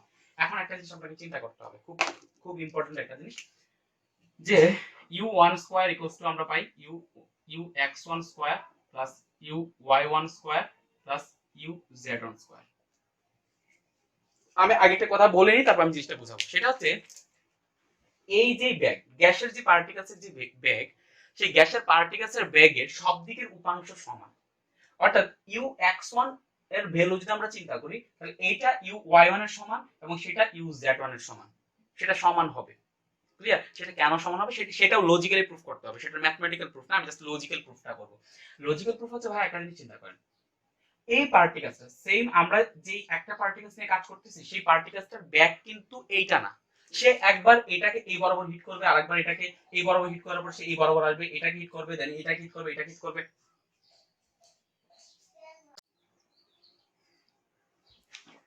আচ্ছা, দ্যাট মিন্স এইদিকে যে পার্টিকেলসটা যেটা গ্যাসের পাত্রের মধ্যে আছে, মানে সরি পাত্রের মধ্যে আছে, সেই পাত্রের মধ্যে যে গ্যাসের যে পার্টিকেলসটা আছে সেটা বিভিন্ন দিকে বিভিন্ন সময় সে হিট করতেছে এবং আমরা তার এইখানে আমরা যেই একটা ভেলোসিটি দেখাচ্ছি বা যেই একটা বেগ আমরা দেখাচ্ছি বা যেই একটা ডিরেকশন দেখাচ্ছি সেটা জাস্ট একটা প্রবাবিলিটি। সেটা হইতে পারে সে এরকম ছোটাছুটি করার কোনো একটা কন্ডিশনে সে এরকম ছিল। দ্যাট মিন্স এই যে এই ব্যাগটা, যেই ব্যাগের মধ্যে দেখা যাচ্ছে যে তার ব্যাগ যে কোনো দিকে হইতে পারে, সে যে কোনো দিকে হিট করতে পারে, যে কোনো দিকে স্ট্রাইক করতে পারে, এই ব্যাগগুলোকে বলা হয় র্যান্ডম মোশন। সো এই ব্যাগগুলোকে কি বলা হয় ভাই? Random motion. সো এই র্যান্ডম মোশনের ক্ষেত্রে, এই ক্ষেত্রে র্যান্ডম মোশনের ক্ষেত্রে ux1 equals to uy1 equals to uz1 হয়। আমার এখন কোশ্চেন হচ্ছে ভাই এই ux1 equals to uy1 equals to uz1 কেন হলো? মানে এইটার যে ব্যাগের যে উপাংশ, সেই ব্যাগের উপাংশ x অক্ষ বরাবর, y অক্ষ বরাবর এবং z অক্ষ বরাবর কেন সমান? তার মানে এটা কেন সমান হলো সেটার একটা লজিক্যাল প্রুফ হচ্ছে যে এই ধরেন x, এই তলে এই প্লেনটাতে সে যেই ব্যাগে আঘাত করতেছে সেই ব্যাগটা হচ্ছে x অক্ষের উপাংশ, আবার সে এই তলে যে ব্যাগে আঘাত করবে সেটা হচ্ছে y অক্ষের উপাংশ, আবার সে এই তলে যেই ব্যাগে আঘাত করবে সেটা হচ্ছে জাস্ট z অক্ষ, মানে z অক্ষ বরাবর উপাংশ। এখন এক্সপেরিমেন্টালি দেখা গেল যে এইখানে প্রতিটা তলে চাপ সমান, অর্থাৎ আমি যদি এই একটা পাত্রের মধ্যে গ্যাস রাখি, গ্যাস রাখার পরে যদি আমি জাস্ট এইখানের একটা পাত্রের এই সারফেসটা আমরা নেই, তখন আমরা এই সারফেসটা নেওয়ার পরে দেখবো যে এই সারফেসের মধ্যে যেই পরিমাণ চাপ বজায় আছে ঠিক এই সারফেসের মধ্যে সেম পরিমাণ চাপ বজায় আছে, আবার এই সারফেসের মধ্যে সেম পরিমাণ চাপ বজায় আছে, এই সারফেসের মধ্যে সেম পরিমাণ চাপ বজায় আছে। তার মানে কি বোঝাচ্ছে? তার মানে বোঝাচ্ছে যে আমাদের এইখানে যে চাপটা আসতেছে সেই চাপটা আসতেছে এইখানের পার্টিকেলসটা এই বরাবর যেই বেগে আঘাত করতেছে সেই আঘাতের কারণে, সেইখানে ভরবেগের পরিবর্তনের কারণে। তাহলে সব দিকে যদি আলটিমেটলি তাদের কি হয়, চাপ সমান হয়, তার মানে সেটা লজিক্যালি ধরে নেওয়া যায় যে সব দিকে যেহেতু চাপ সমান, সেহেতু সবদিকে যেহেতু চাপ সমান, দ্যাট মিন্স সবদিকে আমরা ফোর্স ইকুয়াল, সবদিকে যেহেতু ফোর্স সমান, সবদিকে ফোর্স সমান মানে সবদিকে ভরবেগের পরিবর্তনের হার সমান, ভরবেগের পরিবর্তনের হার সমান মানে সবদিকে ভরবেগ সমান। সো ভরবেগ সমান মানে যেহেতু সেম পার্টিকেলস, সো সবদিকে আলটিমেটলি বেগের যে উপাংশ, সেই বেগের উপাংশ সমান। সো এইভাবে প্রুফ করা যায় যে ux1 uy1 uz1। আমি আবার বলতেছি এটা জাস্ট লজিক্যাল প্রুফ, এখানে কোনো ম্যাথমেটিক্যাল প্রুফ আনা যাবে না, কারণ এটা হচ্ছে জাস্ট একটা স্ট্যাটিস্টিক্যাল এটা হচ্ছে জাস্ট একটা প্রবাবিলিটি যে এইখানে হয়তো পার্টিকেলসটা ছিল, জাস্ট আমরা এটাকে নিয়ে কাজ করতেছি। এইটাই না যে এইখানে অল টাইম সে থাকতেছে, এটা হচ্ছে জাস্ট র্যান্ডম মোশন। সো এই র্যান্ডম মোশনের ক্ষেত্রে এই ব্যাপারটা এরকম হয়ে যায় যে সবদিকে যেহেতু চাপ ইকুয়াল, সো সবদিকে চাপ ইকুয়াল হওয়ার কারণে, সবদিকে প্রেসার ইকুয়াল হওয়ার কারণে লজিক্যালি সবদিকে যে ব্যাগের পরিবর্তন বা সবদিকে যে ব্যাগ, সেই ব্যাগ সেম হবে। সো সবদিকে ব্যাগ সেম হওয়া মানে হচ্ছে আলটিমেটলি ব্যাগের উপাংশগুলো সেম। দ্যাট মিন্স আমরা লিখতে পারি ux1 uy1 uz1। That means আমরা এই u1 স্কয়ার লিখতে পারি ux1 square plus ux1 square, যেহেতু uy1 ux1, দ্যাট মিন্স আমরা দুটো স্কয়ার করে লিখে দিতে পারি ux1 square plus yz1 yx1 square লিখতে পারি yx1 স্কয়ার। দ্যাট মিন্স আমরা আলটিমেটলি পাচ্ছি u1 স্কয়ার 3ux1 স্কয়ার। আমরা যেটা করব সেটা হচ্ছে এইদিকে যে ux1 স্কয়ার আছে না, সেই ux1 স্কয়ারটাকে উঠায় দিব জাস্ট u1 স্কয়ার দিয়ে, কারণ আমরা ইনিশিয়ালি ধরছিলাম পার্টিকেলসের ব্যাগ হচ্ছে u1। দ্যাট মিন্স আমরা যেটা দিয়ে ধরছিলাম সেটাতে আমরা সূত্র বানাবো, সেটাতে আমরা সূত্র প্রতিপাদন করব। সো আমরা ধরছিলাম u1, সো আমরা সেইটা দিয়ে সূত্র প্রতিপাদন করব। সো দ্যাটস ওয়াই আমরা এখানে যে ux1 স্কয়ার আছে সেটাকে আমরা তুলে দিব, তুলে দেওয়ার জন্য আমরা জাস্ট এই ইকুয়েশনটা ইউজ করব। দ্যাট মিন্স আমরা লিখতে পারি ux1 square 1/3 u1 square, just u1 square, just এই ব্যাগকে যদি আমরা 1/3 করি তাহলে আমরা x অক্ষ বরাবর সেটার উপাংশ পাবো। ক্লিয়ার? তাহলে এখানে যদি আমরা বসাই তাহলে আলটিমেটলি এটা হবে f of x equals to, এটা হবে f of x x অক্ষ বরাবর f এর মানে বল ইকুয়ালস টু হবে ultimately m u1 square by l 3। আর আমি যদি 1/3 যদি গুণ দিই তাহলে 1/3 এইভাবে আসবে, তো সেটা হবে এরকম। ক্লিয়ার? সো এটা গেল হচ্ছে এরকম। এখন আমরা যেটা করব সেটা হচ্ছে তাহলে এই যে যেই বলটা আছে সেই বলটা হচ্ছে কি ভাই এই তলের লম্ব বরাবর যাচ্ছে, তার মানে এই লম্ব বরাবর বলটাকে যদি আমরা কি দেই, বলটাকে যদি ক্ষেত্রফল দ্বারা ভাগ দিই তাহলে আমরা পাই যাবো হচ্ছে প্রেসার বা চাপ। সো এখন এই যে এইখানে যে ইয়াটা আছে, আই মিন ওকে, তার আগে আমরা একটা কথা বলি, এই যে যেই বলটা আমরা এখন বের করলাম সেই বলটা শুধুমাত্র একটা পার্টিকেলসের জন্য, জাস্ট একটা গ্যাসের অণুর জন্য। তো আমরা এখানে n সংখ্যক গ্যাসের অণু রাখছি, এবং এই n সংখ্যক গ্যাসের অণুর গ্যাসের গতিতত্ত্ব অনুযায়ী প্রতিটা অণুর ভর হচ্ছে সমান, বাট প্রতিটার ব্যাগ সমান নাও হইতে পারে। দ্যাট মিন্স একটা পার্টিকেলসের ব্যাগ যদি u1 হয়, আরেকটা পার্টিকেলসের ব্যাগ হয়তো বা u1 হবে না, সেটা হয়তো বা u2 হবে, থার্ড পার্টিকেলসের ব্যাগ হয়তো বা u3 হবে। সো আমরা দেখব যে এখানে গ্যাসের যতগুলা কণা আছে সেই সবগুলা কণা এইখানে মোট কতটুকু প্রেসার তারা দেয়। ক্লিয়ার? তো সবগুলা কণা মোট কতটুকু প্রেসার দেয় সেটা বের করতে গেলে আমরা সবগুলা কণার যেই যতটুকু লম্ব বরাবর বল দিতে সেটা আমরা বের করে নিব। ক্লিয়ার? এখন এখানে একটা কোশ্চেন আছে যে ভাইয়া এইখানে যেই আপনি যে n সংখ্যক গ্যাসের পার্টিকেলস দিবেন, সেই n সংখ্যক গ্যাসের পার্টিকেলসই তো আপনার এই পাত্রের মধ্যে চাপ দিবেন। অর্থাৎ গ্যাসের পার্টিকেল যেহেতু বিভিন্ন দিকে ছুটাছুটি করতেছে, সো দুইটা কণা যদি এই ওয়ালে হিট করে, আর দুইটা কণা হয়তো বা বাকি ওয়ালে হিট করবে, আর দুইটা কণা হয়তো বা এই ওয়ালে হিট করবে, আর দুইটা কণা হয়তো বা এই ওয়ালে হিট করবে, অর্থাৎ তাদের হ্যাপহেজার্ড মুভমেন্ট হবে। তাহলে আপনি কেন এখানে n সংখ্যক অণুর জন্য এখানে আপনি চাপ বের করতে চাচ্ছেন, সেটার কথা হচ্ছে যে এখানে একটা জিনিস চিন্তা করেন। এখন যেই কণাটা হয়তোবা এই সারফেসের মধ্যে স্ট্রাইক করতেছে, একটু পরে হয়তোবা এই কণাটা আইসা এই জায়গাতে স্ট্রাইক করবে। ধরেন একটা কণা এইভাবে ছোটাছুটি করতেছিল, সে এই বরাবর স্ট্রাইক করলো, দেন সে এই বরাবর আসলো, আবার এই বরাবর স্ট্রাইক করলো, দেন সে এই বরাবর আসলো, আবার সেই বরাবর স্ট্রাইক করে দেন সে এই বরাবর স্ট্রাইক করলো। That means logically, statistically, hypothetically সবগুলা কণায় কোনো না কোনো সময় আলটিমেটলি এই যে পাত্রের যে এই অংশটা আছে, এই পার্টটা আছে, সেই পাত্রে চাপ দিবে, এবং আলটিমেটলি এইখানে এখন যেগুলো চাপ দিচ্ছে সেইগুলো একটু পরে হয়তোবা এইখানে যেটা আছে সব এইটাতে চাপ দিবে। সো এইভাবে যদি আমরা চিন্তা করি, একটা যদি আমরা জাস্ট এরকম একটা মোশন চিন্তা করি, এরকম যদি আমরা একটা অ্যানিমেশনের মতো চিন্তা করি, তাহলে বোঝা যাবে যে, তাহলে ধরে নেওয়া যাবে যে প্রত্যেকটা কণাই প্রতিটা ওয়ালের মধ্যে হিট করতেছে। দ্যাট মিন্স প্রতিটা কণায় যদি প্রতিটা ওয়ালের মধ্যে হিট করে তাহলে প্রতিটা কণার জন্যই এখানে চাপ সৃষ্টি হবে।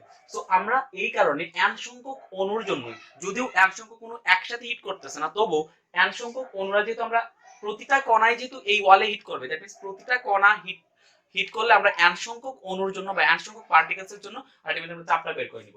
দ্যাট মিন্স আমরা তাহলে এটা হচ্ছে ধরলাম fx1 দিই, মানে এক নম্বর কণার জন্য আমরা এই ওয়ালে এরকম পাইতেছি, ফোর্স পাইতেছি, মানে পারপেন্ডিকুলার ফোর্স পাচ্ছি। বুঝা গেছে ব্যাপারটা? পারপেন্ডিকুলার দিকে ফোর্স পাচ্ছি। সো u2 মানে সেকেন্ড যে কণাটা আছে সেটার জন্য আমরা যেই বল পাবো সেটা হচ্ছে ধরেন fx2, ঠিক আছে? fx2 দ্যাট মিন্স fx2 যদি হয় তাহলে সেটা কি হবে ভাই? সেটা হবে mu, ওইটার ব্যাক ধরলাম u2, that means u2 square by 3l। তারপরে আমরা যদি x3 যাই এভাবে যাইতে থাকলে mu3 স্কয়ার বাই 3l। এভাবে যদি আমরা fxn এর কথা চিন্তা করি তাহলে আমরা পাবো হচ্ছে mun স্কয়ার বাই 3l। এভাবে আমরা এরকম পাবো। এখন একটা জিনিস চিন্তা করেন, এই সবগুলা আমি ধরে নিলাম যে এই সবগুলা একসাথে এটার মধ্যে হিট করতে হয়। তাহলে সবগুলো যদি এইভাবে হিট করে তাহলে একই দিকে আসতেছে, তাহলে বলগুলো লব্ধি কি পাবো? জাস্ট বলগুলো যোগ করে দিলে হবে, যেহেতু বলগুলা সেম ডিরেকশন আসতেছে, সেম ডিরেকশন। এই তলের মধ্যে লম্ব বরাবর যেহেতু তারা প্রেসার দিচ্ছে, দ্যাট মিন্স আমরা জাস্ট এই ফোর্সগুলোকে জাস্ট যোগ করে দিব। তো আমরা যদি যোগ করে দিই আমরা মোট কতটুকু এদিকে ফোর্স আসতেছে সেটা পাবো। ক্লিয়ার? সো আমরা যেটা করব সেটা হচ্ছে এখানে আমরা এই সবগুলোকে আস্তে আস্তে যোগ করে দিব। তাহলে সবগুলোকে যদি যোগ করি তাহলে আমরা কি পাবো? খেয়াল করেন, আমি এটাকে এটাকে এখনই মুছে দেওয়া উচিত হবে না। তো এখানে আমরা টোটাল ফোর্স পাবো F টোটাল, আমি টোটাল লিখলাম F টোটাল ফোর্স পাবো এই তলে টোটাল ফোর্স আমরা পাবো হচ্ছে m 1/3, এভাবে লিখি 1/3 m/l, 1/3 m/l u1 square plus 1/3 m/l u2 square plus 1/3 m/l u3 square. এভাবে যাইতে থাকবে এবং আলটিমেটলি একটা সময় আমরা যোগ করে পাবো 1/3 m/l un স্কয়ার। এখন এদিকে একটু খেয়াল করেন, আমরা এখান থেকে 1/3 যদি কমন নিই, 1/3 m/l যদি আমরা কমন নিই তাহলে আমরা পাবো হচ্ছে u1 square plus u2 square plus u3 square. এইভাবে আলটিমেটলি আমরা পাইতে একটা সময় পাবো un স্কয়ার। বুঝা গেছে ব্যাপারটা?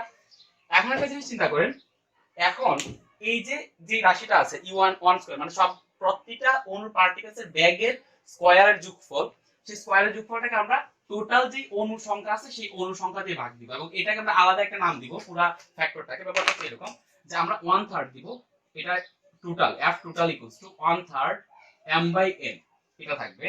আর এইখানে আমরা যেটা করব সেটা হচ্ছে এইটাকে আমরা n সংখ্যক দ্বারা ভাগ দিব, অর্থাৎ u1 square plus u2 square plus u3 square plus এইভাবে যাবে un স্কয়ার বাই দিব আমরা হচ্ছে n। তাহলে এইদিকে তো ভাগ n ছিল না, তাহলে আমি যদি এদিকে n দিয়ে ভাগ দিই তাহলে তো চেঞ্জ হয়ে যাবে, রাশি চেঞ্জ হয়ে যাবে, মান চেঞ্জ হয়ে যাবে। সেহেতু এটাকে আবার আমরা n দ্বারা গুণ করে দিব। n দ্বারা যদি গুণ করি তাহলে এটা কাটাকাটি গেল, আলটিমেটলি আমাদের যেই ভ্যালু ছিল সেই ভ্যালু থাকলো। এখন আমরা যেটা করব এই যে এই কন্ডিশনটাকে এটাকে একটা স্পেশাল নাম দেওয়া যায়। আপনারা একটা টার্ম পড়বেন বর্গমূল গড় বর্গবেগ, ইংলিশে যেটাকে বলা হয় রুট মিন স্কয়ার। সো এই টার্মটা আসার দরকার ছিল এইখান থেকে। যখন এইগুলা নিয়ে কাজ করা হচ্ছিল তখন দেখা যাচ্ছিল যে প্রতিটা ব্যাগের স্কয়ারের যোগফল নিয়ে আমার কিছু একটা করা লাগে। তো যেহেতু প্রতিটা পার্টিকেলসের আলাদা আলাদা ইন্ডিভিজুয়াল আমাদের জানা পসিবল না, মানে ব্যাগ জানাটা পসিবল না। সো এই সবগুলোর যোগফলকে আসলে কোনোভাবে প্রকাশ করা যায় কিনা বা এটাকে কি কোনোভাবে কনভার্ট করা যায় কিনা সেটা নিয়ে চিন্তা চলতেছিল। এবং তখনই যে ফ্যাক্টরটা উৎপত্তি হয় সেটা হচ্ছে বর্গমূল গড় বর্গবেগ। অর্থাৎ এটাকে রুট মিন স্কয়ার, সেটাকে লেখা হয় CRMS হিসেবে, রুট মিন স্কয়ার। এটা বলতে বোঝায় আপনি যতগুলা এটাকে উল্টা ভাবে পড়ে আসবে, ব্যাপারটা হচ্ছে এরকম, উল্টা ভাবে পড়ে আসবে।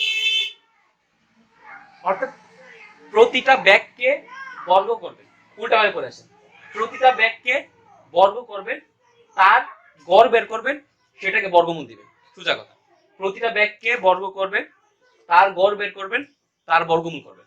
তাহলে ব্যাপারটা হচ্ছে এরকম যে ধরেন এখানে একটা ব্যাগ, একটা পার্টিকেলসের ব্যাগ হচ্ছে u1, আরেকটা পার্টিকেলসের ব্যাগ u2, আরেকটা পার্টিকেলসের ব্যাগ u3। তাহলে সবগুলোকে আপনি কি করলেন? বর্গ করলেন, u1 square plus u2 square plus u3 square plus এইভাবে un স্কয়ার পর্যন্ত যাবে। ওকে, তারপরে কি করবেন ভাই, গড় করবেন। গড় মানে কি, রাশিগুলোর যোগফল ভাগ রাশিগুলোর সংখ্যা। তাহলে এদিকে আমি কয়টা পার্টিকেলস এর মানে ব্যাগের বর্গকে যোগ করছি, n সংখ্যক পার্টিকেলস এর ব্যাগের বর্গকে আমরা যোগ করছি। তাহলে আমরা সেটাকে গড় বের করার জন্য আমরা সেটাকে n দ্বারা ভাগ দিয়ে দিব। গেল। তারপরে কাজ কি, তাহলে বর্গ বেগের গড় বের করলেন। এখন কি করবেন তাহলে ভাই, এখন বর্গ বের করবেন। অর্থাৎ এটাকে কি করবেন, আলটিমেটলি এটাকে এরকম ভাবে রুট দিয়ে দিবেন। ক্লিয়ার? সো এটাকে বলা হয় বর্গমূল গড় বর্গবেগ। এখন এই জায়গাটাকে যদি আমরা স্কয়ার করি, CRMS কে যদি আমরা স্কয়ার করি, তাহলে আমরা পাবো হচ্ছে আলটিমেটলি CRMS কে যদি আমরা স্কয়ার করি, তাহলে আমরা আলটিমেটলি পাবো হচ্ছে U1 square plus U2 square plus U3 square plus এরকম ভাবে UN square by n। Clear? এখন খেয়াল করেন, এখন তাহলে এই পুরো রাশিটার বদলে আমি এই জায়গায় লিখে দিতে পারি CRMS স্কয়ার, কারণ এখানে UN square plus U3 square plus U3 square এরকম ভাবে বাই n আছে।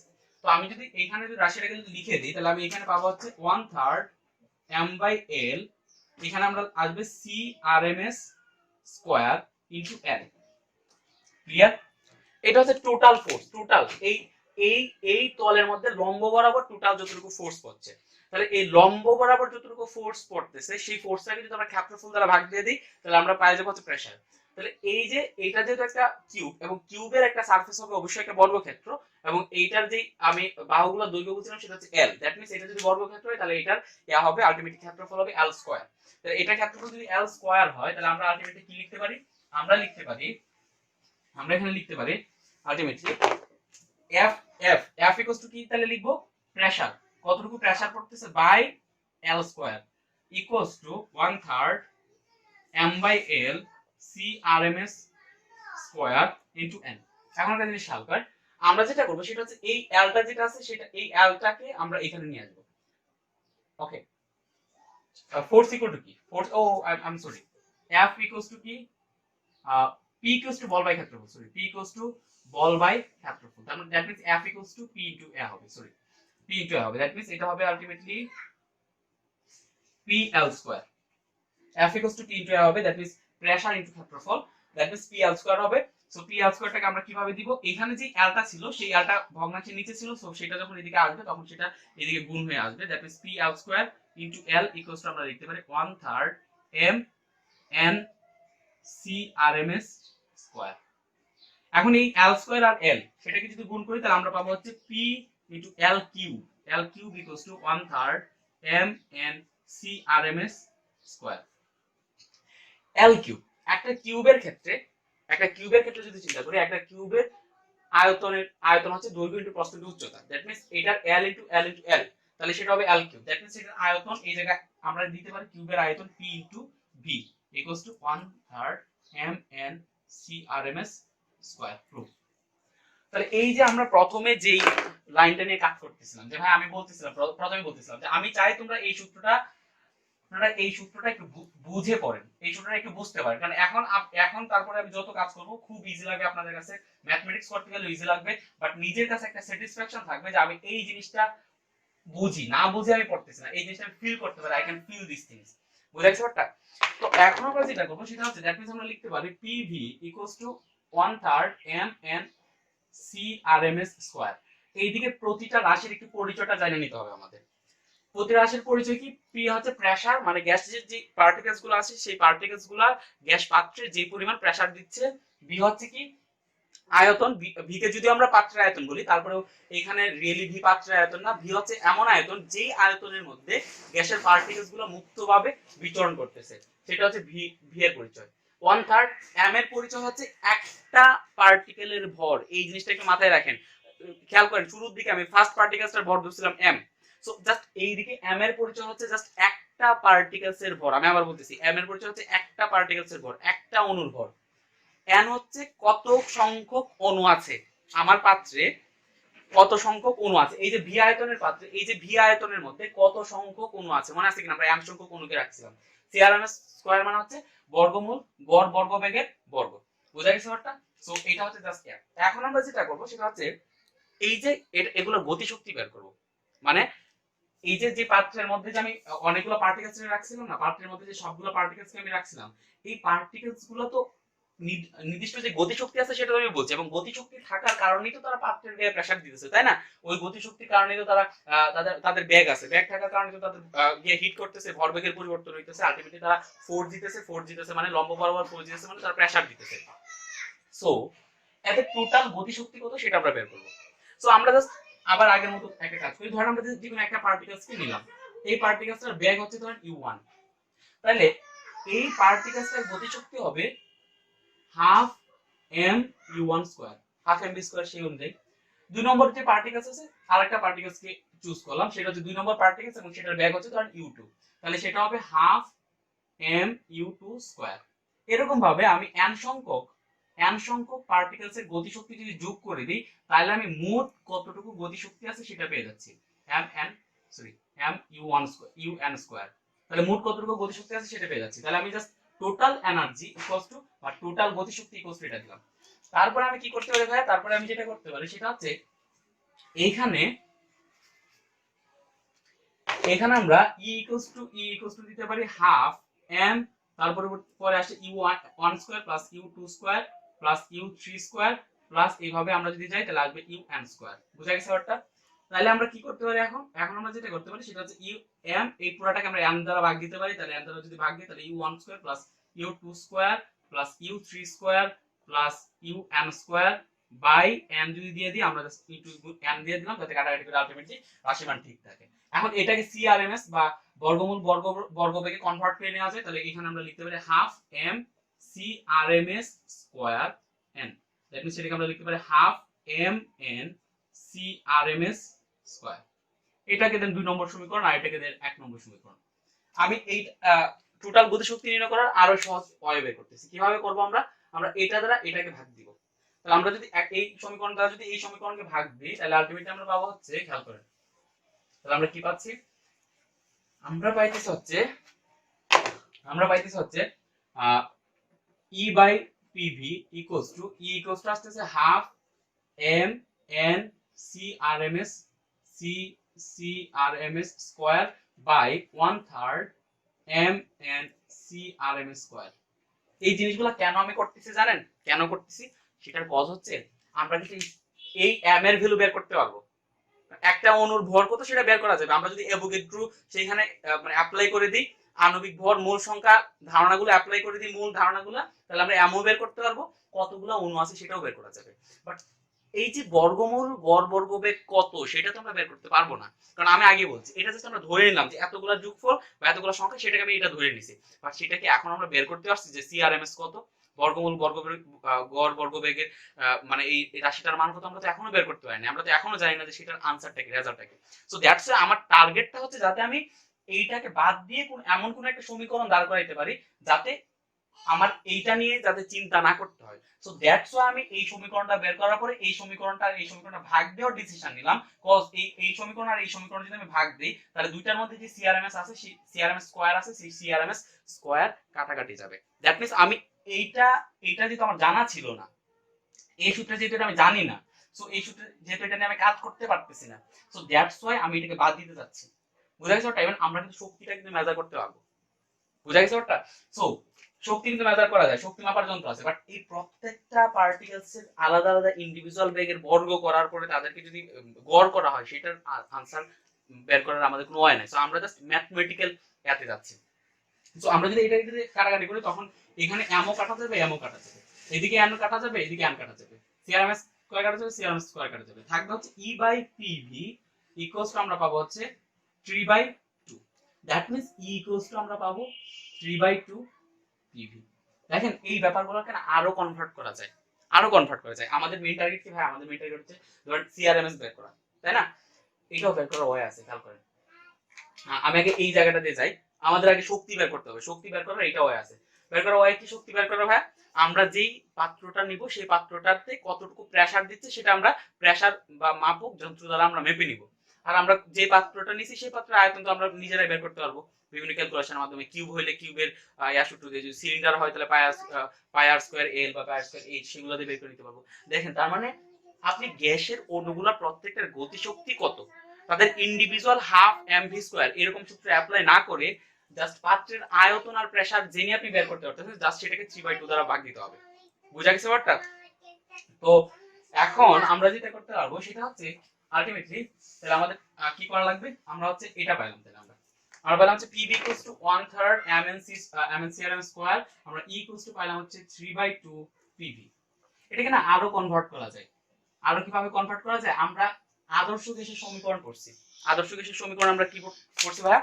আদর্শ গ্যাসের সমীকরণ আমরা করছি যে আদর্শ গ্যাসের সমীকরণ আমরা বললাম হচ্ছে আপনার আদর্শ গ্যাসের সমীকরণে PV equals to বললাম হচ্ছে nRT। দেখেন আমার কিন্তু পাত্রের চাপ বা পাত্রের আয়তন না জানলেও চলতেছে। আমি যদি PV = nRT দেই, সেটাকে যদি এদিকে বসাই দিই তাহলে কি হয় দেখেন তো, তাহলে E equals to হয় ভাইয়া 3/2 nRT। That means 3/2 PV equals to nRT, that means nRT। এখন একটা জিনিস চিন্তা করেন, একটা পাত্রের মধ্যে আমি একটা লাইন বোঝানোর জন্য এত দূর আসছি, একটা লাইন, আমি লাইনটা কি সেটা এখনই বলে দিব। একটা পাত্রের মধ্যে যতটুকু গ্যাস আছে, আমি যদি পরবর্তীতে নতুন গ্যাস না ঢোকাই, এই একটা জিনিস মাথায় রাখেন, এইদিকে n কিন্তু সংখ্যা না, অনুসংখ্যা না, এদিকে n কিন্তু মোল সংখ্যা। PV equals to nRT, n এর পরিচয় হচ্ছে মোল সংখ্যা। ইন্টারে পড়ালেখা করতেছেন, প্রতিটা সূত্রের প্রতিটা প্যারামিটারের পরিচয় জানতে হবে, এক্সাক্ট পরিচয় না জানলে আপনি ইন্টারে সব সূত্র পারবেন, ম্যাথমেটিক্স করতে পারবেন না, শিওর থাকে ম্যাথ করতে পারবেন না এই সূত্র সম্পর্কিত। তাহলে এইটা ইকুয়াল টু আমি লিখতে পারি ইকুয়াল টু 3/2 nRT, তাই না? এখন এইদিকে একটা জিনিস আমি যেটা বলতেছিলাম যে এই জিনিসটা একটু মাথায় রাখেন যে n এর পরিচয় হচ্ছে মোল সংখ্যা। এই n মানে কিন্তু এই n না, এই n মানে হচ্ছে অণুর সংখ্যা, কয়টা অণু আছে, আর এটা হচ্ছে কত মোল আছে। বুঝা গেছে ব্যাপারটা? এখন একটা জিনিস খেয়াল করেন, তাহলে আমি একটা পাত্রের মধ্যে যদি আমি কিছু গ্যাস রেখে দিই, এবং এই পাত্রের মধ্যে যদি এখন কিছুটা গ্যাস রাখার পরে যদি এই পাত্রে আমি ই মেজার করার জন্য আমি মানে আনি, মানে এনার্জি মেজার করার জন্য যদি আনি কি অ্যাটেম্প্ট নেই, এবং আমি তাহলে এই যতটুকু গ্যাস অ্যাড করা হয়েছে ততটুকু গ্যাসের আমি এনার্জি মেজার করব। তাহলে এই পাত্রে আমি নতুন কোনো মানে নতুন কোনো গ্যাস অ্যাড করতেছি না। তার মানে একটা নির্দিষ্ট কন্ডিশনের জন্য এনটা ধ্রুব থাকবে, ওই কন্ডিশনের জন্য এনটা ধ্রুব, কারণ এখানে আমি নতুন কোনো অ্যাড করতেছি না, মোল সংখ্যা অ্যাড করতেছি না, মানে গ্যাস অ্যাড করতেছি না, দ্যাট মোল সংখ্যা চেঞ্জ হচ্ছে না। আর হচ্ছে আদর্শ মানে গ্যাসের সমীকরণের একটা ধ্রুবক 3/2, এটাও তো একটা ধ্রুবক কনস্ট্যান্ট। দ্যাট মিন্স আমি লিখতে পারি E equals to একটা কনস্ট্যান্ট K into T। এইটাকে যদি আমরা একটু চেঞ্জ করে দিই তাহলে আমরা পাই E a K একটা সমান চিহ্ন আছে আর একটা ধ্রুবক আছে, দ্যাট মিন্স সেটাকে তুলে দিয়ে আমি সমানুপাতিক বসাই দিতে পারি E সমানুপাতিক T। দ্যাট মিন্স একটা জিনিস খেয়াল করেন, গ্যাসের অণুগুলোর যে গতিশক্তি আছে সেই গতিশক্তি অন্য কোনো কিছুর উপর ডিপেন্ড করতেছে না, শুধুমাত্র একটা ফ্যাক্টরের উপর ডিপেন্ড করতেছে, which is this factor? Temperature. আমি তার মানে বলছে আমি যত বেশি টেম্পারেচার দিব গ্যাসের যে অণু পরমাণুগুলো আছে, মানে গ্যাসের যে পার্টিকেলস গুলো আছে, সেই গ্যাসের পার্টিকেলস গুলোর মধ্যে গতিশক্তি তত বাড়বে। গ্যাসের পার্টিকেলস গুলোর মধ্যে গতিশক্তি বাড়া মানে গ্যাসের পার্টিকেলস গুলোর মধ্যে ছুটাছুটি তত বাড়বে। বুঝা গেছে ব্যাপারটা? দ্যাট মিন্স গ্যাসের অণুগুলো ছুটাছুটি তত বাড়বে, আমি যত টেম্পারেচার যত কমাই দিব গ্যাসের অণুগুলোর মধ্যে ছুটাছুটি তত কমবে। এবং এইটাকে আপনার গ্যাসের স্বীকার্য হিসেবে ধরে নেওয়া হয়েছে যে গ্যাসের অণুগুলোর যে গড় গতিশক্তির মান সেটা পরম তাপমাত্রার সমানুপাতিক। জাস্ট একটা লাইন কিন্তু ছিল, কিন্তু সেটা বোঝানোর জন্য আমাকে অনেক প্রায় 1 ঘন্টার মতো একটা লেকচার নিতে হয়েছে। তারপরে আমি চাই স্টুডেন্টরা যাতে অন্তত এই একটা লাইন হলো ফিল করে, একটা লাইন যাতে ফিল করতে পারে। সো ফিল না করলে কিন্তু আপনি পড়ালেখাটা কোনো মজা পাবেন না। ইন্টারে পড়ালেখা হচ্ছে খুব ইজি যদি আপনি পড়াটাকে রিলেট করতে পারেন। এই যে দেখেন আমি যেটা কথা বলতেছিলাম, এই যে চাপ মানে চাপ ইকুয়ালস টু বল বাই ক্ষেত্রফল, আপনারা সেটা এইভাবেই পড়ে আসছেন, কিন্তু আপনাদের এটাও পড়ে আসছেন লম্বভাবে প্রযুক্ত বলের বাই ক্ষেত্রফল। বাট দেখেন এই জিনিসগুলো আমি পড়ে আসার পর আমারও যখন এটা নিয়ে চিন্তা করতে যাচ্ছিলাম, তখন আমি জাস্ট ওই যে মেইন ফোর্স ছিল, মেইন ফোর্সের ভ্যালু বের করতে, ওইটা বের করে ওইটার সাথে ধরেন যে আমি ক্ষেত্রফল ভাগ দিয়ে করতে চাচ্ছিলাম, কি বলে মানে ক্ষেত্রফল ভাগ দিয়ে প্রেসার বের করতে যাচ্ছিলাম, বাট হঠাৎ করে মাথায় আসলো আরে এটা তো লম্বভাবে প্রযুক্ত বল। সো আপনাকে রিলেট করতে হবে, আপনি যা পড়ে আসছেন সেটাকে অ্যাপ্লাই করতে হবে, সেটাকে ফিল করতে হবে। সো ফিল না করলে কোনো কিছু হবে না। সো এটা হচ্ছে ই সমানুপাতিক, এই জিনিসটা একটু মাথায় রাখবেন। এই সূত্রগুলোকে আরো বিভিন্ন ভাবে কনভার্ট করা যায়, সেটা আপনার ইচ্ছা। ওকে, আরো বিভিন্ন ভাবে কিভাবে কনভার্ট করা যায়, PV ইকুয়ালস টু আমরা এখানে ইয়া লিখতে পারি। ওকে, আরেকটা জিনিস, আমাদের তো টার্গেট ছিল ভাই CRMS বের করা। দ্যাট মিন্স আমি এই সূত্রগুলো এখানে একটু লিখে দিই। ইকুয়ালস টু আমরা পাইতেছি হচ্ছে 3/2 nRT। ক্লিয়ার? এখন আমরা যেটা করতে পারি সেটা হচ্ছে এই CRMS কত সেটা বের করতে পারি, এবং আমরা CRMS সাধারণত 1 মোল গ্যাসের জন্য বের করি। আমরা যদি 1 মোল গ্যাসের জন্য সিআরএমএস জানি, তাহলে 2 মোল গ্যাসের জন্য কত হবে সেটা জাস্ট 2 দিয়ে গুণ করে বের করে নিব। 3 মোল গ্যাসের জন্য কত হবে সেটা জাস্ট 3 মোল গ্যাসের জন্য খুঁজে বের করে নিব। কারণ আমরা যেটা করব সেটা হচ্ছে সিআরএমএস বের করব। আমরা জাস্ট এই সূত্রটা ইউজ করে সিআরএমএস বের করব। পিভি ইকুয়ালস টু আমরা কি লিখতে পারি ভাই? পিভি ইকুয়ালস টু লিখতে পারি nRT. NRT equals to 1/3 mn CRMS square. Clear? NRT equals to আমি লিখতে পারি 1/3 mn CRMS স্কয়ার। এখন আমি 1 মোল গ্যাসের সিআরএমএস বের করব। 1 মোল গ্যাসের 1 মোল। তো 1 মোল হলে এদিকে মোল সংখ্যা এদিকে কত আসবে? 1 1 into RT equals to 1/3 mn CRMS square. একটা জিনিস একটু চিন্তা করেন, আমি যখন এদিকে 1 মোল গ্যাসের জন্য বললাম, 1 মোল গ্যাস আমি একটা পাত্রে রাখলাম, সেই পাত্রে যদি ভাই 1 মোল গ্যাস রাখি, তখন এইদিকে যে n, এদিকে n হয়ে যাবে অ্যাভোগাড্রো নাম্বার। কেন এদিকে অ্যাভোগাড্রো নাম্বার হয়ে যাবে? কারণ এদিকে n ছিল যে ওই পাত্রে যত সংখ্যক অণু আমি রাখছি, গ্যাসের যত সংখ্যক অণু রাখছি। তাহলে এই n যেহেতু ওই পাত্রে 1 মোল গ্যাসের অণু রাখছি, 1 মোল গ্যাসের অণুতে আমরা জানি যে 1 মোল মানেই হচ্ছে অ্যাভোগাড্রো নাম্বার পরিমাণ। সো দ্যাট মিন্স আমি বলতে পারি যে এখন এটা হচ্ছে নাম্বার অফ অ্যাভোগাড্রো, মানে হচ্ছে এটা হচ্ছে নাম্বার অফ অ্যাভোগাড্রো, মানে 1 মোল পরিমাণ 1 মোল, দ্যাট মিন্স 6.02 * 10^23। আরেকটা জিনিস চিন্তা করেন, এই m এর পরিচয় ছিল একটা অণুর রিয়েল ভর, কেজিতে প্রকাশ করলে যা হয় আর কি, একটা অণুর রিয়েল ভর। তো এই আমি যদি একটা অণুর রিয়েল ভরের সাথে যদি 6.02 * 10^23 টি অণুর ভর গুণ করি, তাহলে আমি মোট ভর পাচ্ছি 6.02 * 10^23 টি অণুর ভর, তাই না? খেয়াল করেন ব্যাপারটা, এটা হচ্ছে একটা অণুর ভর, একটি অণুর ভর m, একটি অণুর ভর m। অ্যাভোগাড্রো নাম্বারটি তাহলে অণুর ভর আসতেছে ভাইয়া m * na, অ্যাভোগাড্রো নাম্বারটি অণুর ভর। অ্যাভোগাড্রো নাম্বারটি অণুর ভর মানে কি ভাইয়া? অ্যাভোগাড্রো নাম্বারটি অণুর ভর মানে হচ্ছে 1 মোল অণুর ভর, 1 মোল অণুর রিয়েল ভর। তাহলে 1 মোল, দ্যাট মিন্স আমি লিখতে পারি এটাকে 1 মোল অণুর রিয়েল ভর হচ্ছে কত ভাইয়া? mna। আর আমরা জানি যে 1 মোল অণুর ভর কত? যেমন হাইড্রোজেনের যদি আমি বলি, হাইড্রোজেনের 1 মোল অণুর ভর কত ভাই? আপনি বলবেন 2 গ্রাম। কারণ এইটার 1 মোল অণু যখন আমি বলতেছি, তখন সেটার আণবিক ভরকে গ্রাম এককে প্রকাশ করলে যা পাওয়া যায় সেটাই 1 মোল। তাইলে এখানে যে আপনি H2, দ্যাট মিন্স আপনি এখানে অ্যাকচুয়ালি 2 গ্রামকে হাইড্রোজেনের রিয়েল ভর। আমি মোল সম্পর্কে আমার অবশ্য ডিটেইলস আলাদা লেকচার আছে, এসএসসি কেমিস্ট্রি চ্যাপ্টার 6 এর ফার্স্ট লেকচার, খুব ভালোভাবে মোলটা বোঝানো হয়েছে।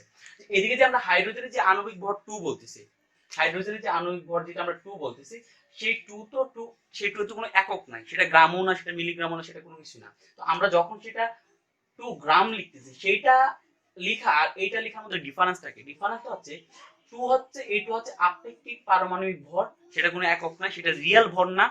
আর এইদিকে 2 গ্রাম মানে হচ্ছে হাইড্রোজেন অণুগুলা যদি রিয়েলি আমি যদি নেই, হাইড্রোজেন অণুগুলা খুব ছোট হবে ভরে। তো সেই এরকম যদি 6.02 * 10^23 টি অণুর আমি ভর পরিমাপ করি, তখন আমি পাবো হচ্ছে 2 গ্রাম। দ্যাট মিন্স এদিকে যদি আমি 6.02 * 10^23 টি অণুর ভর যেটা পাচ্ছি সেটা হচ্ছে mna, এবং সেটাকে আমরা লিখবো হচ্ছে বড় হাতের m এ। এই m এর পরিচয় হচ্ছে গ্রাম আণবিক ভর, মানে আণবিক ভরকে গ্রাম এককে প্রকাশ করলে যে পরিমাণ ভর পাওয়া যাচ্ছে সেটা। যেমন এদিকে যদি নাইট্রোজেন থাকে, তাহলে 6.02 * 10^23 টি নাইট্রোজেন অণুর ভর থাকে 28 গ্রাম, আমাকে সেই 28 গ্রাম নিয়ে কাজ করতে হবে। দ্যাট মিন্স সেই mটাকে জাস্ট আমরা এখানে রিপ্লেস করে দিতে পারি এই অংশটাতে। দ্যাট মিন্স আমরা লিখতে পারি rp = 1/3 m CRMS স্কয়ার। বুঝা গেছে ব্যাপারটা? তো আমাদের জন্য হচ্ছে CRMS স্কয়ার বের করা। এই যে ভাই খেয়াল করেন, তাহলে CRMS স্কয়ার হচ্ছে 3RT/m। তাহলে CRMS মানে ব্যাগ অফ রুট মিন স্কয়ার হচ্ছে √3RT/m। জিনিস খেয়াল করেন, এই জায়গাটাতে খেয়াল করেন। দেখেন আপনারা কিন্তু প্রতিটা অণুর ইন্ডিভিজুয়াল ব্যাগ নেওয়া লাগতেছে না, তাদেরকে স্কয়ার করা লাগতেছে না, তাদেরকে গড় করা লাগতেছে না। আপনি যদি জাস্ট কত টেম্পারেচারে তারা আছে সেটা যদি জানতে পারেন, এবং সেটা কোন গ্যাস সেটা যদি জানতে পারেন, যদি জানেন যে সেটা হাইড্রোজেন গ্যাস, তাহলে আপনি m এর মান বসাবেন 2 গ্রামটাকে অবশ্যই কেজিতে কনভার্ট করতে হবে, যেহেতু এদিকে এসআই ইউনিটে কাজ করতেছে। যদি এদিকে আপনাকে যদি বলে দাও যে নাইট্রোজেন গ্যাস এত তাপমাত্রায় আছে, তাহলে কিন্তু দেখেন ইন্ডিভিজুয়াল কিন্তু স্কয়ার বের করার দরকার নেই, আমরা জাস্ট এইটার মাধ্যমে জাস্ট টেম্পারেচার এবং জাস্ট আণবিক ভর জানার মাধ্যমে কিন্তু আমরা আলটিমেটলি যে সিআরএমএস ছিল সেটা বের করে ফেলতে পারতেছি। দেখছেন ব্যাপারটা? সো ম্যাথের উদ্দেশ্যটাই হচ্ছে এটা, যে আমরা যাতে না জানা রাশিগুলোকে যেন জানা রাশিগুলো দিয়ে আমরা বের করে ফেলতে পারি। বুঝা গেছে ব্যাপারটা? So that's the tricks. So আমি এটাকে যদি এইদিকে লিখি, এটাকে এইদিকে লিখলে এটা আসবে হচ্ছে, খেয়াল করেন, এটা আসবে হচ্ছে ultimately CRMS equals to root over 3RT by n. So এটা হচ্ছে আরেকটা সূত্র, এটাও লিখে রাখেন, আপনারা পরীক্ষা হলে কাজ করতে হবে এটা নিয়ে। আর আরেকটা আসে সেটা হচ্ছে PV equals to, এই সূত্রটাকে আরেকটু কনভার্ট করা যায়, PV equals to 1/3 mn CRMS square. ঠিক আছে, এটাকে আরেকটু কনভার্ট করা যায়। এটাকে কিরকম কনভার্ট করা যায়, এটা হচ্ছে এরকম ভাবে কনভার্ট করা যায়, খেয়াল করেন। এখানে mn m হচ্ছে একটা অণুর ভর, আর n মানে হচ্ছে টোটাল কয়টা অণু আছে। তার মানে একটা অণুর ভরের সাথে যদি আমি টোটাল সংখ্যাটা গুণ দিই, তাহলে সেটা আসবে যে টোটাল অণুর ভর কত, মানে সবগুলা অণুর ভর কত, মানে পুরো গ্যাসটার ভর কত, তাই না? সেটা আসবে পুরো গ্যাস, এইখানে যতটুকু গ্যাস আছে সেই পুরো গ্যাসটার ভর কত। তাহলে এটা হচ্ছে ভাই ভর। আমি যদি ভিটাকে যদি এদিকে নিয়ে আসি, তাহলে হবে P equals to 1/3 mn by v CRMS square. তার মানে আসবে P equals to 1/3, এটা হচ্ছে ভাই ভর, মানে পুরা গ্যাসটার ভর, আর এটা হচ্ছে আয়তন। তার মানে পুরা গ্যাসটার ভরকে যদি আমি আয়তন দ্বারা ভাগ দিই, ভর বাই আয়তন ইকুয়ালস টু কি আসবে ভাই, ভর বাই আয়তন ইকুয়ালস টু ঘনত্ব। দ্যাট মিন্স আমি সেটাকে লিখবো, ঘনত্বটাকে প্রকাশ করব d দ্বারা, that means d then CRMS square. That means এটাকে এভাবে লেখা যায় যে এখান থেকে আপনি আপনার যদি শুধুমাত্র ঘনত্ব দেওয়া থাকে, তাহলে কিন্তু আপনি CRMS বের করতে পারবেন এই সূত্র দিয়ে। দেখেন জাস্ট আমি এটা যদি লিখে রাখি, আপনারা জাস্ট এই সূত্রটা মাথায় রাখতে হবে আপনাকে। ক্লিয়ার? সো এখানে আসবে P equals to 1/3 d CRMS square. So এগুলা ছিল হচ্ছে এই গ্যাসের গতিতত্ত্ব সম্পর্কিত যে সূত্রগুলা ছিল। আমি এই সবগুলা সূত্র খুব ভালোভাবে বোঝানোর চেষ্টা করছি, আমি জানি না আপনারা বুঝতে পারছেন কিনা। তারপর যদি কোনো কোশ্চেন থাকে কমেন্ট বক্সে একটু কমেন্ট করে রাখবেন, ইনশাআল্লাহ সেটা আনসার দেব। আর আপনি জানেন যে আমরা এই যে উপরের কথাটার মিনিং, যে অল লেকচারস ইন মেম্বারশিপ এর চেক ডেসক্রিপশন, সেটা হচ্ছে যে আমার যে ভিডিওগুলো আছে সেই ভিডিওগুলো সবগুলো এমনি ফ্রি না, কারণ বেশিরভাগ মানে পুরো কোর্স আকারে আছে, এবং সেই কোর্সগুলো দেখতে গেলে কিছুটা কোর্স ফি দেওয়া লাগে। অলরেডি এই ভিডিওটা আমি যখন আপলোড দিচ্ছি, তখন হচ্ছে আলটিমেটলি আমাদের বায়োলজি যে কোর্স আছে, বায়োলজি দুইটা বই, বোটানি এবং জুলজি, দুইটা বইয়ের উপর মোটামুটি সব চ্যাপ্টারের ভিডিও আপলোড হয়ে গেছে। এবং বায়োলজির ভিডিও ডিউরেশন হচ্ছে মোটামুটি প্রায় 140 ঘন্টা ডিউরেশনের, 140 ঘন্টা ভিডিও আছে বায়োলজির উপর, শুধুমাত্র বায়োলজির উপরে। এবং আমি এখন কেমিস্ট্রি স্টার্ট করছি, আশা করি যে কেমিস্ট্রি কোর্সটা কমপ্লিট করতে পারবো। ক্লিয়ার? Thanks for watching.